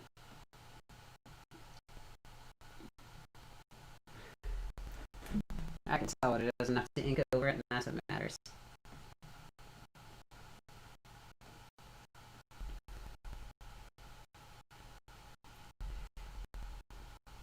This will be the first real, like that arm joint is probably going to be the first real idea that he might not be human.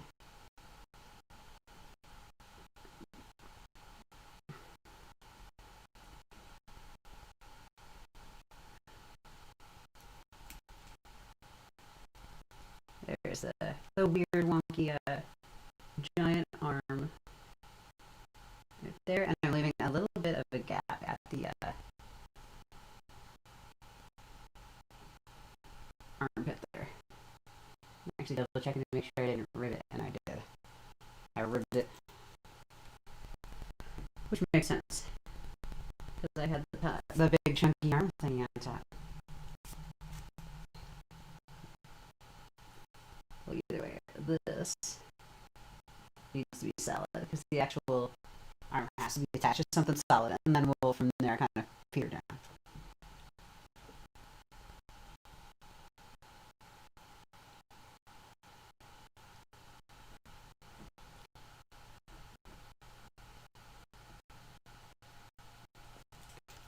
Oh, wrong outfit. Paying attention. Alright. Yeah, these are the other direction. These are like actually very circular and around the body. It's hers that it is like cloth on the shoulders. I did not enough bulk there. That's okay.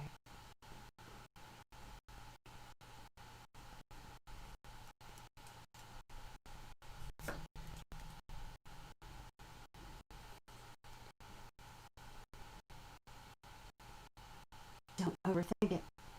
I say as I overthink it.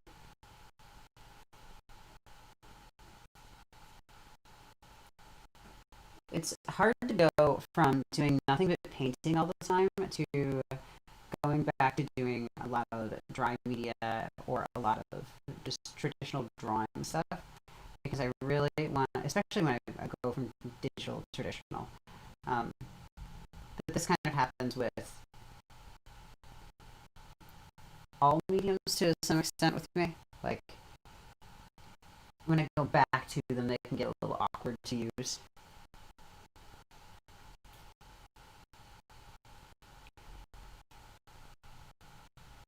And I have gotten to the point with my painting that I can kind of sketch without really paying attention.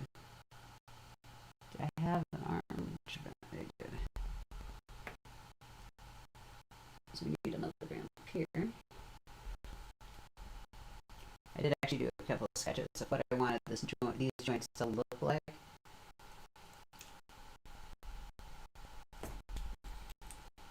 My line quality, my sketching has much to be desired, but we're getting there.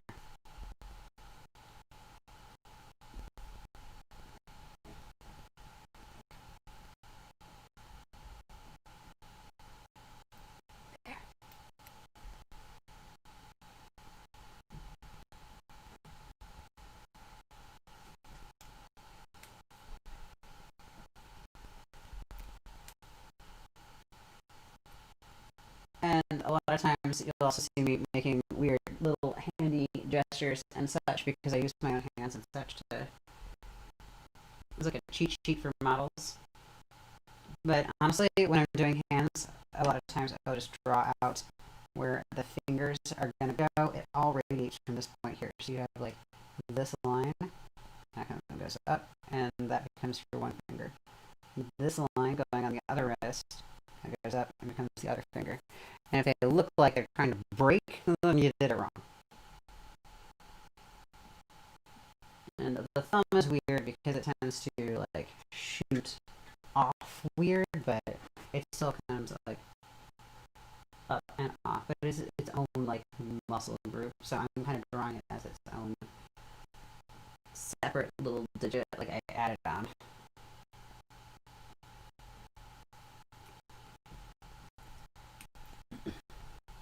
Especially on the back of the hand, because you really don't see a lot of it on the back of the hand.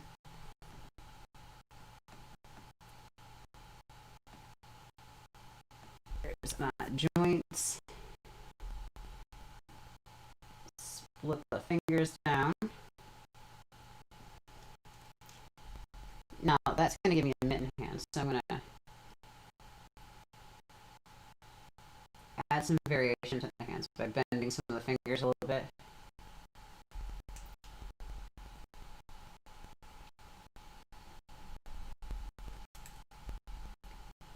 Back to this. It needs to be kind of like on the helmet a bit more. Need to make sure that the helmet looks like it's actually being rested in the hands.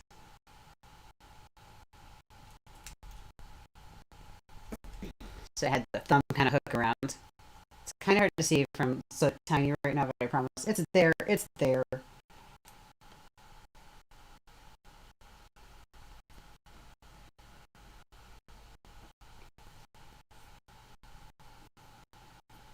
Alright, so this hairline in the original sketch way too short. I'm gonna bring it down.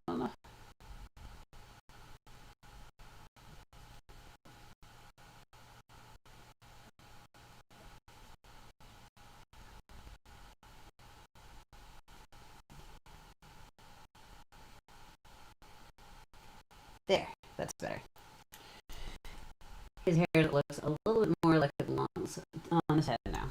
Not, we're about to have fun with this. I'm going to start slathering on paint, but not quite yet.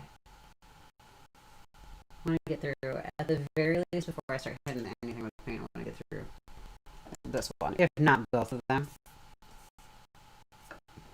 So if I fold this away, you can kind of see so far the idea that we're going for. And again, this is still kind of a rough, but it's a cleaner rough than my initial rough, you know? Like, it's looking a little bit better than if I had just gone for it. Like, between the two of them, there's a definite difference in neatness here. And if I didn't like it in the first place, I could have just like kept refining it the whole way through. Or if I wanted to, if I liked a drawing, but I didn't like how I drew it on the panel, like maybe I didn't frame something right, I can correct it that way here instead of having to do it on a different step. Nudge that over.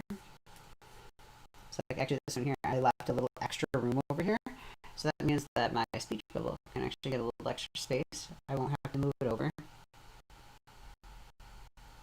And your lines also just get thinner in general when I'm doing this, because this is nowhere near as thick as that initial line. It's kind of nice. It's freeing in the fact that it doesn't limit me this way. I don't feel like I'm having to fight against the real estate this way.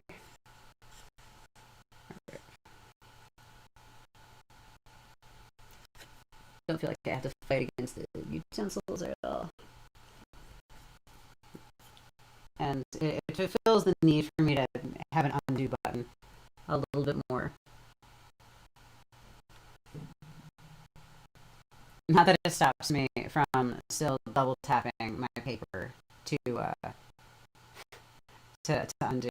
Like I've totally done that a few times on camera. Just gone like just tap tap. If you ever see me do that randomly, yeah, that's me trying to undo what I just did. While not paying attention. While distracted. Or just in the zone.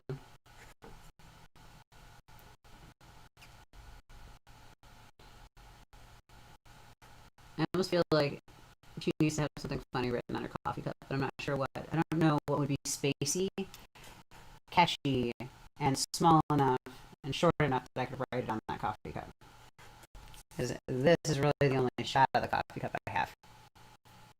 Or like this teeny little one.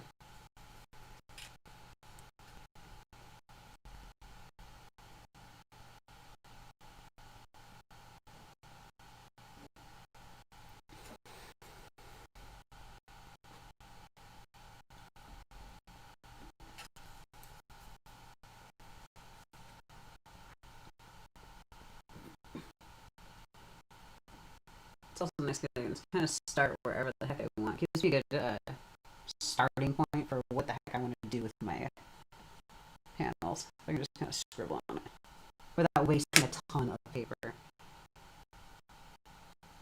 Not that this stuff is like the most expensive paper ever.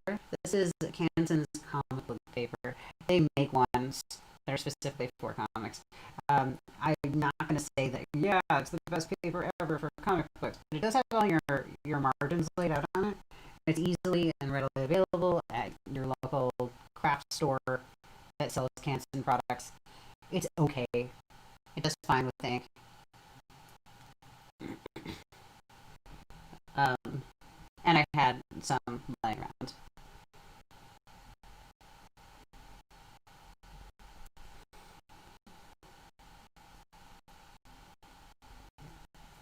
So overall, like, would recommend. Would recommend.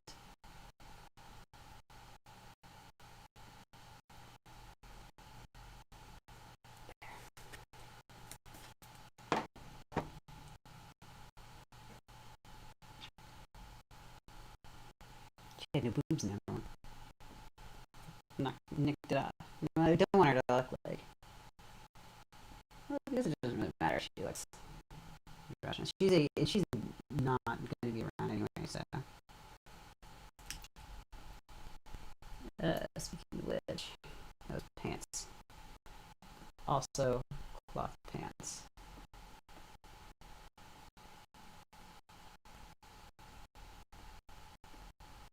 But they're supposed to be almost like jumpsuit cloth pants, almost.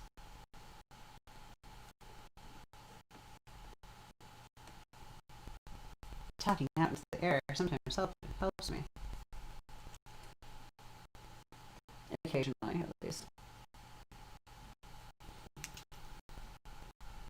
So something definitely to note here too. This can be used for storyboarding as well.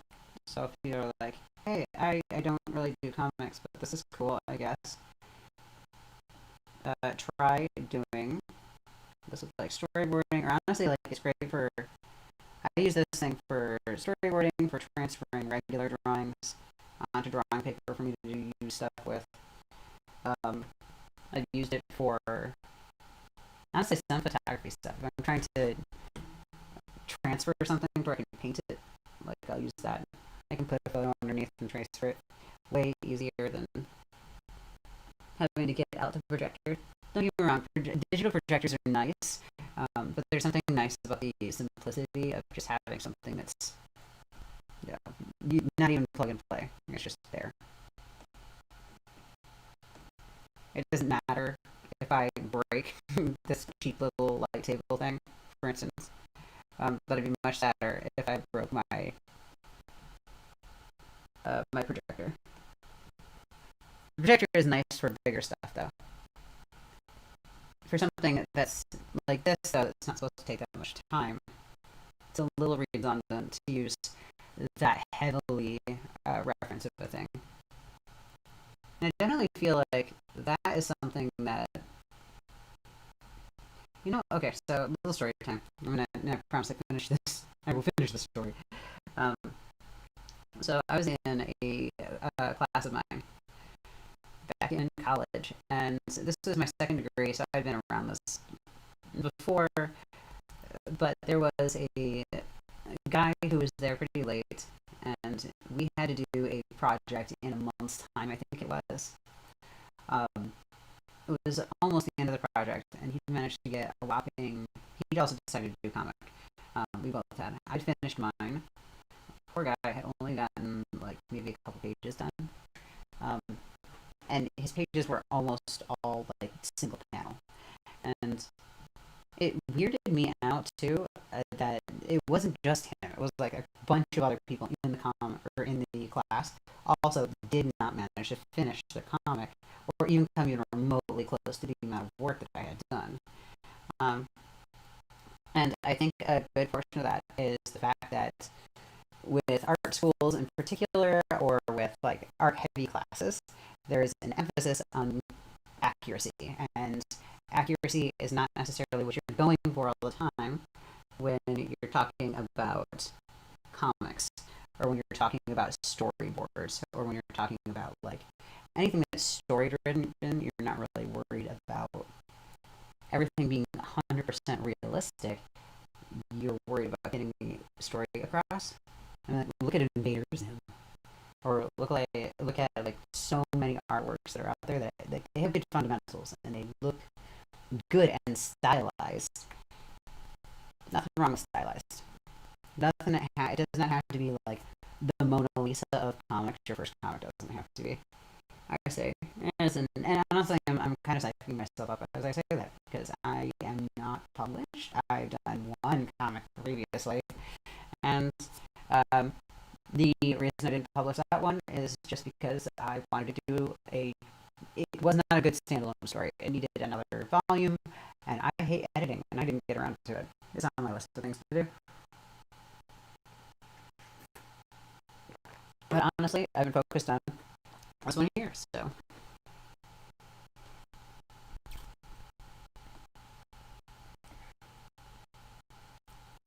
It didn't mean to have the eyeball side be the same side the whole way. Making sure it is. Nope, it's not. I did that wrong. I was looking at that one. It's her left eye. And that one's right. And same thing with this one. That's her right eye, so she should actually have an eyeball here.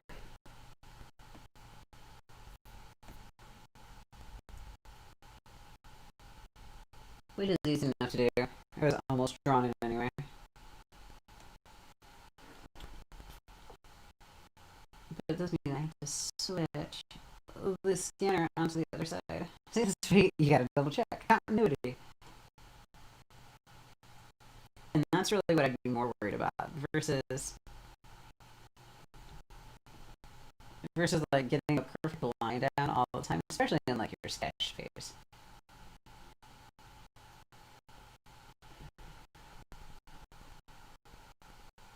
Like, get the idea down, get the lines that you need down, and then refine from there. If you need to redraw a page, you have to redraw a page.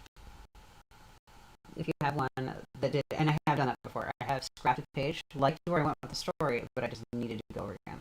That's why I like doing the acrylics, because at least then I can get a first pass down, and I'm less likely to want to go back and fix it. Less likely. Not completely, because I am the kind of person that would sit there and stress over it forever and say that it's never good enough. And no matter how many times people get me to try to get me to publish it, and one day I'll let it see the light of day. But it really does need to see, or it needs another volume to make sense.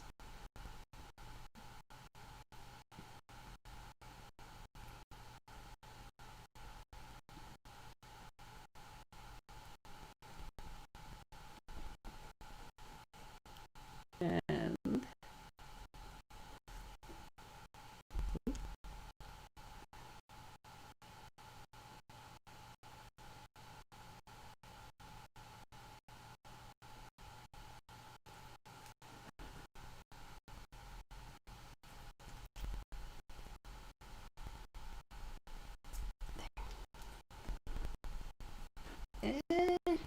so that expression to me says pissed. So we're gonna go off of pissed, right? Alright, we're gonna go for more of like a happy to see you sort of look.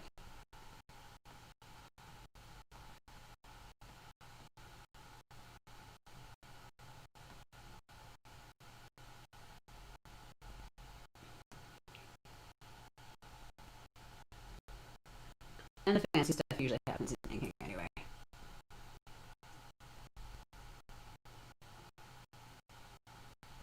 Now, some people might not do this extra little step here, but honestly, if you wanted to go straight into inking, you could. You don't have to do this step in particular, where we're sitting here and like essentially redrawing it a second time. This is just like where I'm at helping me. I'm not confident enough right now with the dip pen to just kind of go for it.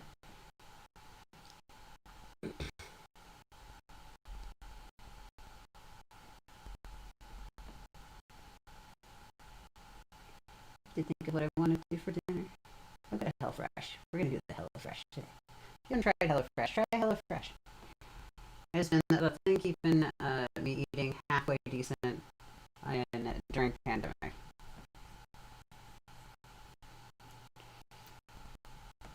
Because otherwise, like, I would not go outside. And honestly, that's about to start up again because, yeah, my state decided a lucky day to rescind all of the emergency powers from, or sorry, vetoed the governor's executive orders because Michigan is fantastic like that. And because of that, mask mandates are now back optional. And gladly a bunch of counties have said that they're still going to be enforcing them, but it doesn't mean that I'm going to hermit up in my hole, my little hidey hole for a while here, a bit more.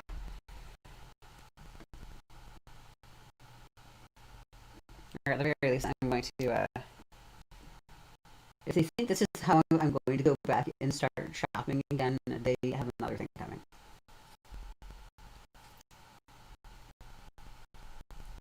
I don't get the logic behind, it's like, I could sort of see the whole, like, oh, well, you know, everyone needs to go and help the economy and everything if you were enforcing things like masks.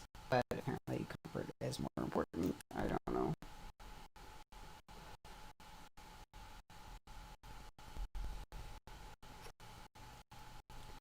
Oh, I didn't put her little headband thingy on here.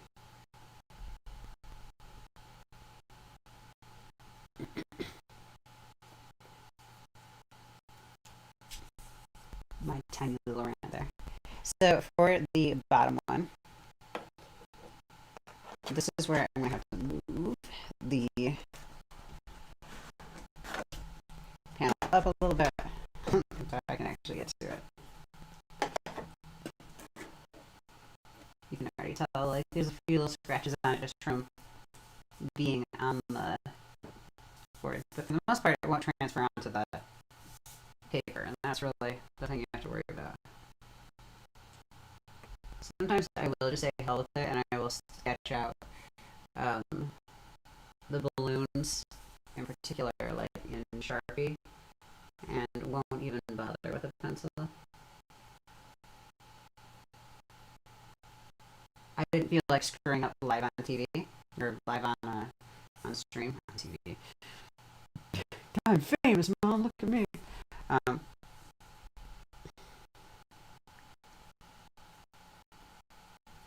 And feel like screwing up live stream though, so skip that. And yes, I would. I never have good drawing days on live stream. I always have like very, very rough and sketchy days.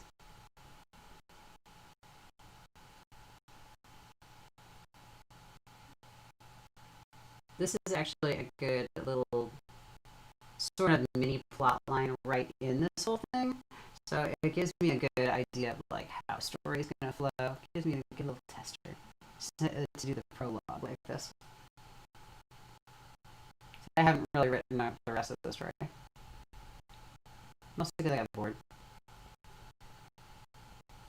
I felt like I needed to do some drawing.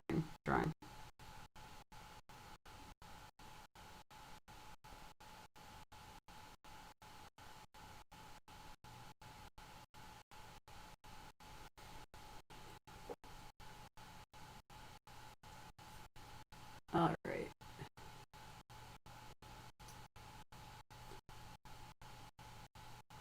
That's such an extreme angle. I'm hoping that's not going to be too weird and funky. I tend to stretch those a lot, so I'm hoping I didn't. Totally did.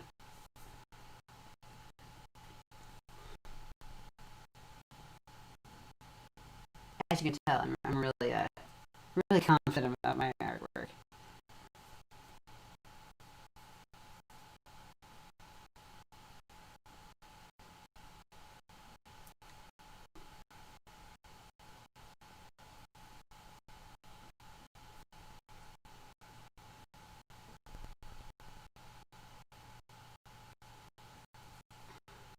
And there is the headband.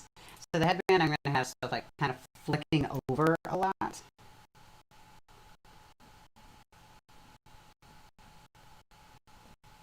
So that way I can kind of bury it. But drawing it through really helps. Keeping everything straight.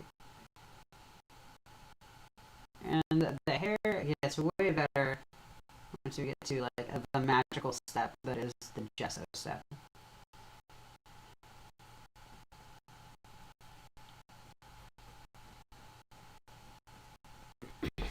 Stand up for just a second here. This is way. Oh yeah, I knew that was gonna happen. So here, that's the side of the face. So that's where the side of the face should be. And that happens when I'm drawing at an extreme angle, like I was. So I was sitting down. When I was a kid, I had a habit of drawing with my head laying down on it. And nothing was more frustrating than getting all the way through drawing and hating it at like the final at the end because I had drawn everything perfectly, slightly askew because I've been drawing while laying down. Are you just comfy? For the longest time, that was like the only way I could draw. I was a weird kid.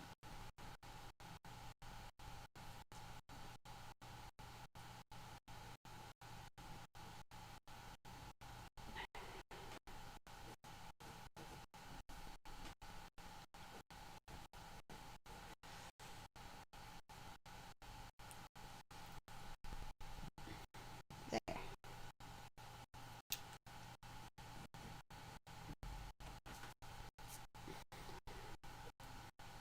It is the cock.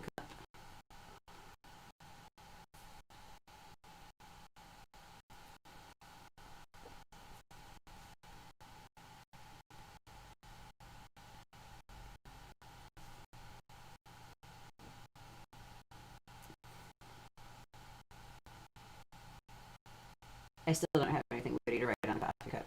We'll think this out. I still got a minute or three. And honestly, something this much in the foreground, I might color it completely black and then do the lettering in like white ink, which white ink is amazing, by the way. This stuff, totally great.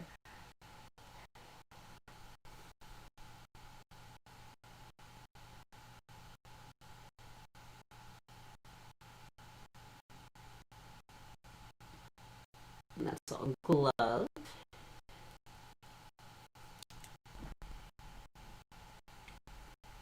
See, hands aren't too bad when you realize you're not drawing the whole stupid hand. You're just drawing like a couple fingers. Right? And I know my head's going to be a little bit in the way for these last bits. And that is just going to be a thing.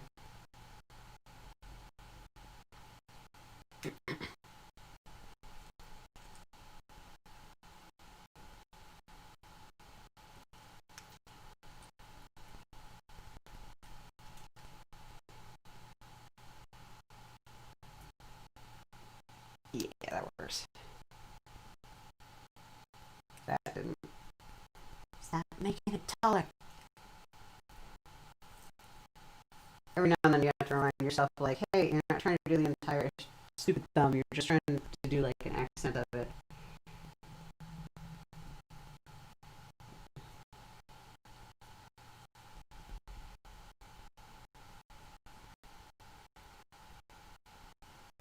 It's a little sticky hole on the inside. That head keeps going in, I know. Or into space.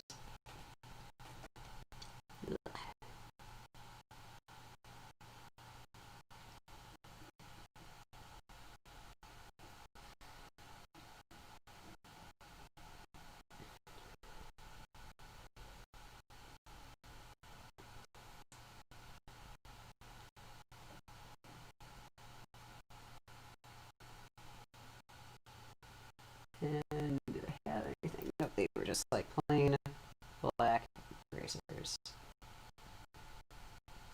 Or shiny black bracers. They're not black, they're just shiny. This way, like, I kind of like her.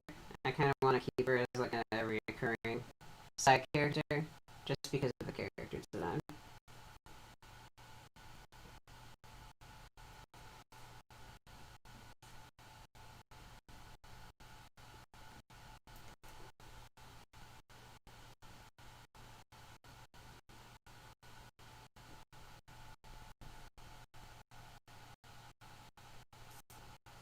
All right.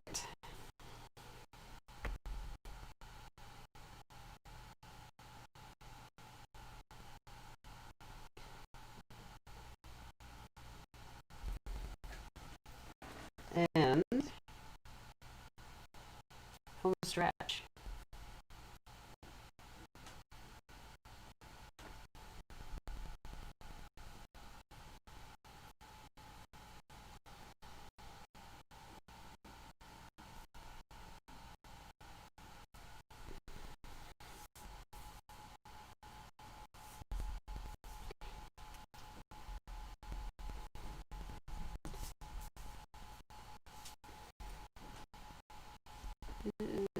That should be ending right there.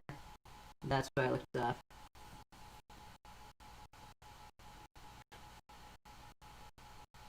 Well, that and the perspective in general was a little warped, but that's fine. It's honestly just there to be like a drop shadow in the background.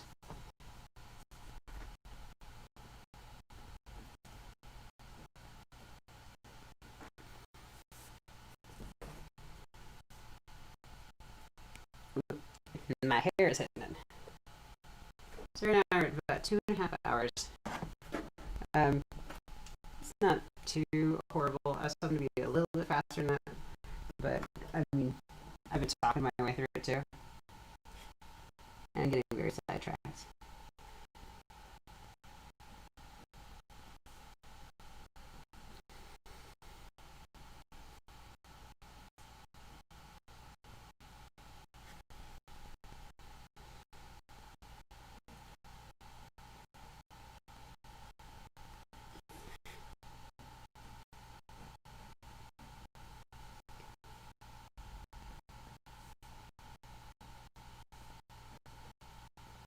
Had two next to each other in the previous shot, so I have to do the same thing here. I have to have a couple.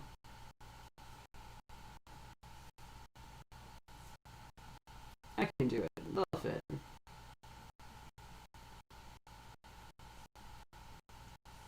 Though these, yeah, those will work because they're a little offset, as they are in the other one.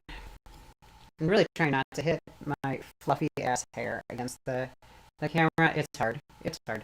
It's low enough, and I'm reaching now. So I'm going to apologize right now for what I'm sure is a really riveting viewing experience.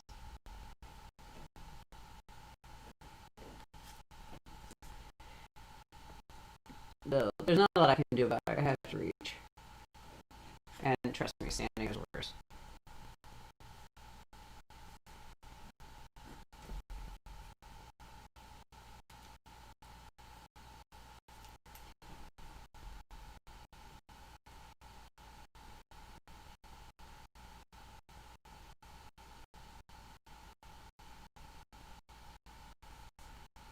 I'm adding some little casters on the bottom of these.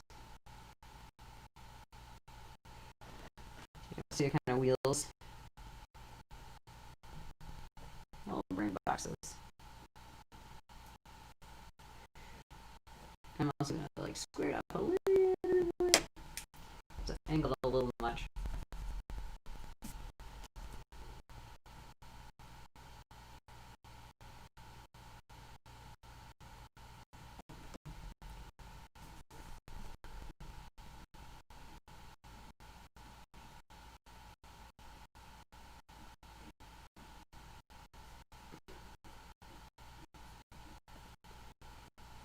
So just like I did before, drew out the line, and this is going to go from corner to corner, so I know exactly how long it has to be now.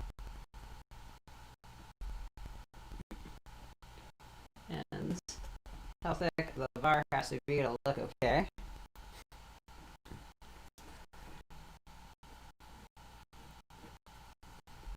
Adding random little paneling bits on it because hey, why not? And then we have the space helmet is still on this one, so I'm actually going to start that little teardrop shape, and then add the pickle jar over top.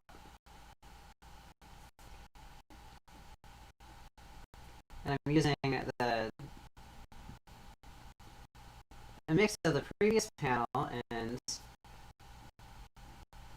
the really rough sketch that I have underneath to really plan out where everything is, especially in something this small.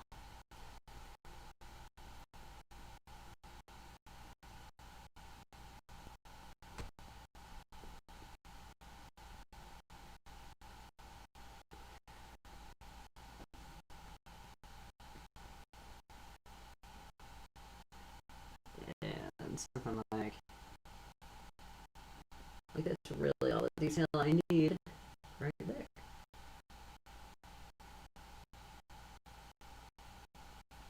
Maybe.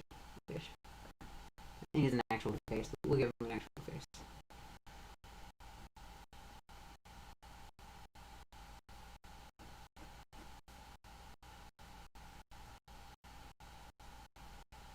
My head's gonna be a little in the way for a sec here. So I gotta get that pelvis in the right way.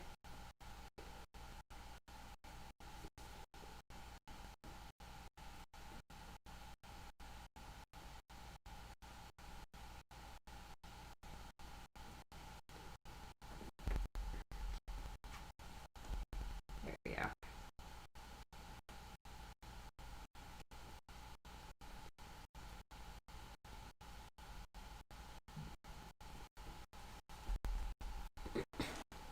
Alright, so now to finish up the background there, and then we can lift this off.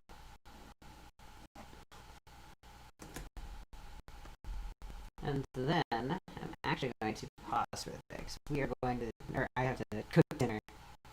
It is dinner time. I've been working on this for a few hours now. It's time for a break. But not until I finish up this little section. I was actually supposed to have an alarm that went off at 7:30. Oh, I missed that. Oopsies. That was like 10 minutes ago.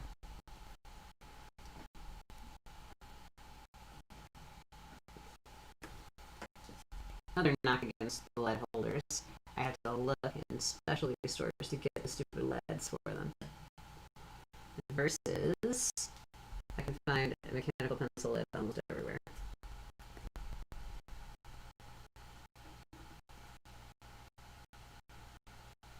You know, really, if you really think about it, this door is a really bad design for a door.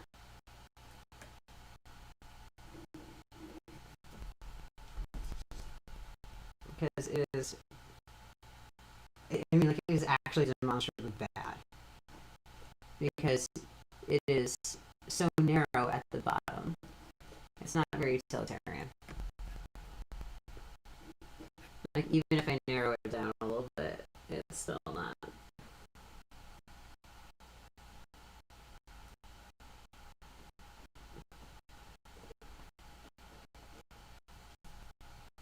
But that's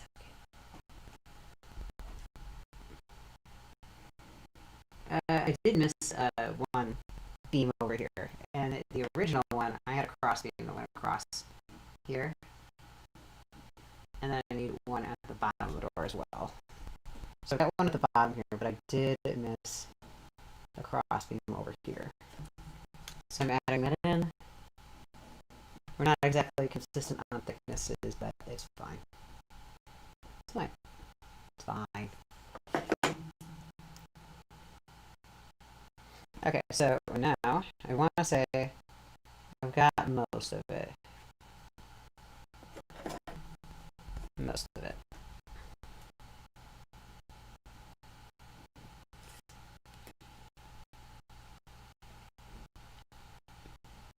Didn't add my my monitors back in.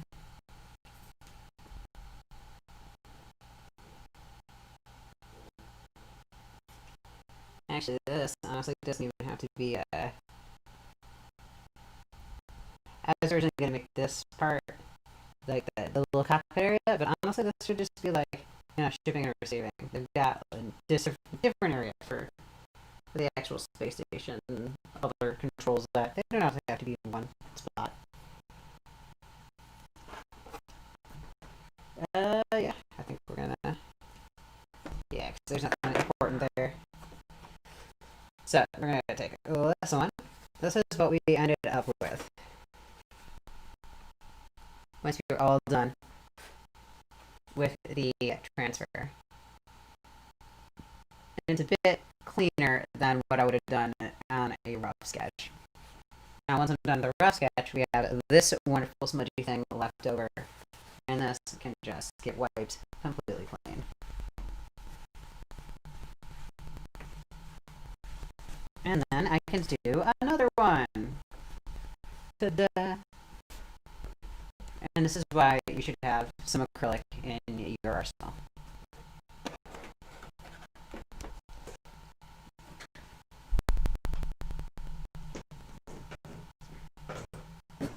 I like having one of these LED boards just because it's a little easier on power consumption than my tablet was.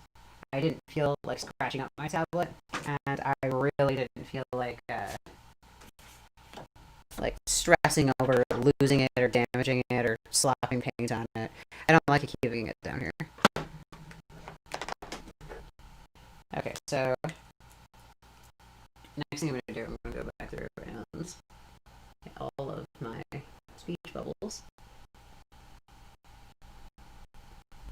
with a Sharpie. Locking them in place.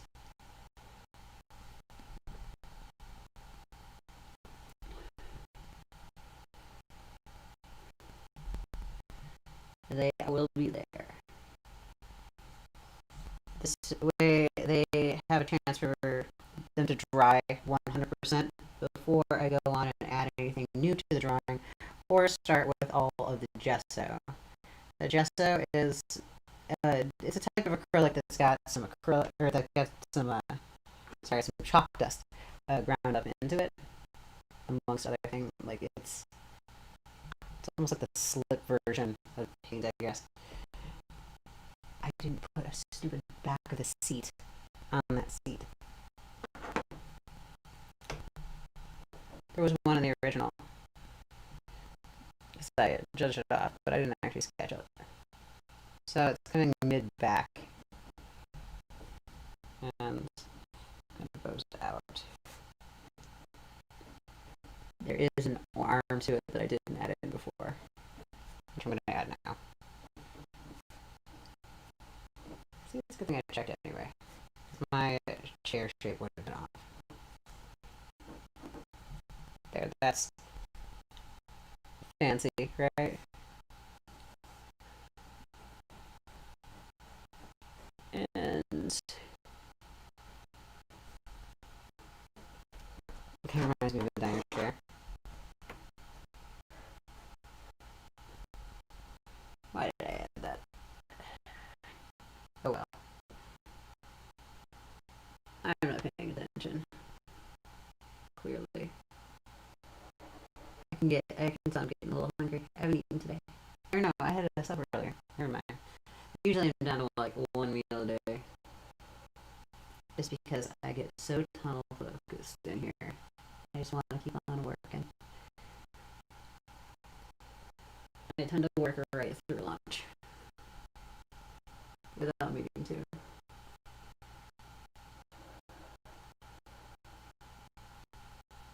So I've been trying to force myself to at least eat some kind of breakfast, like munch on cereal or something. And let's be honest here, cereal is just breakfast candy. Especially the kinds that I get, which are like Oreos or Chips Ahoy candy, or rather like the Chips Ahoy cereal, that kind of thing. Where honestly, I'm pretty sure I've had candy bars that have had less sugar content.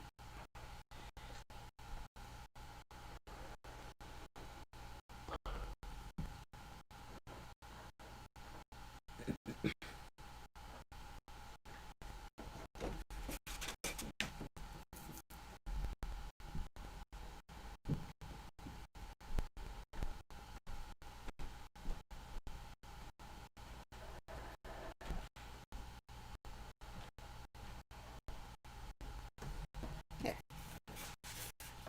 Oop, missed a line.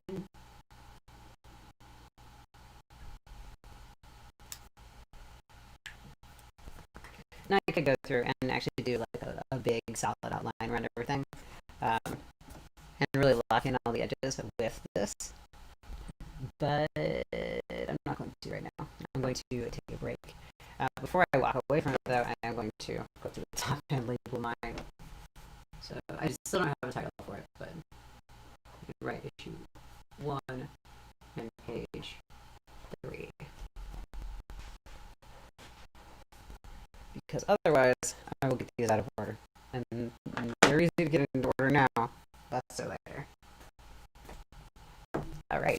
So thank you so much for joining me today. Thanks for making it to the end. Definitely please subscribe to my channel so you can see how the comic is coming out. I've also got some other art-related videos coming up that are a little bit different, a little more. I've got one in particular that's like things that aren't really art supplies that are in my arsenal that I have lying around, or art supplies that I consider staples that I don't see a lot of people mention, or any people in some cases. As well as I also did some watercolor in coffee that I did a process video of. So those are coming up. So please definitely follow me on Instagram as well, and KRMIllustrations on both Facebook, Instagram, and here on YouTube. So I would love a follow, a like, a share, and etc. Firstborn child, that kind of thing. Until next time, thank you so much for joining me. See ya.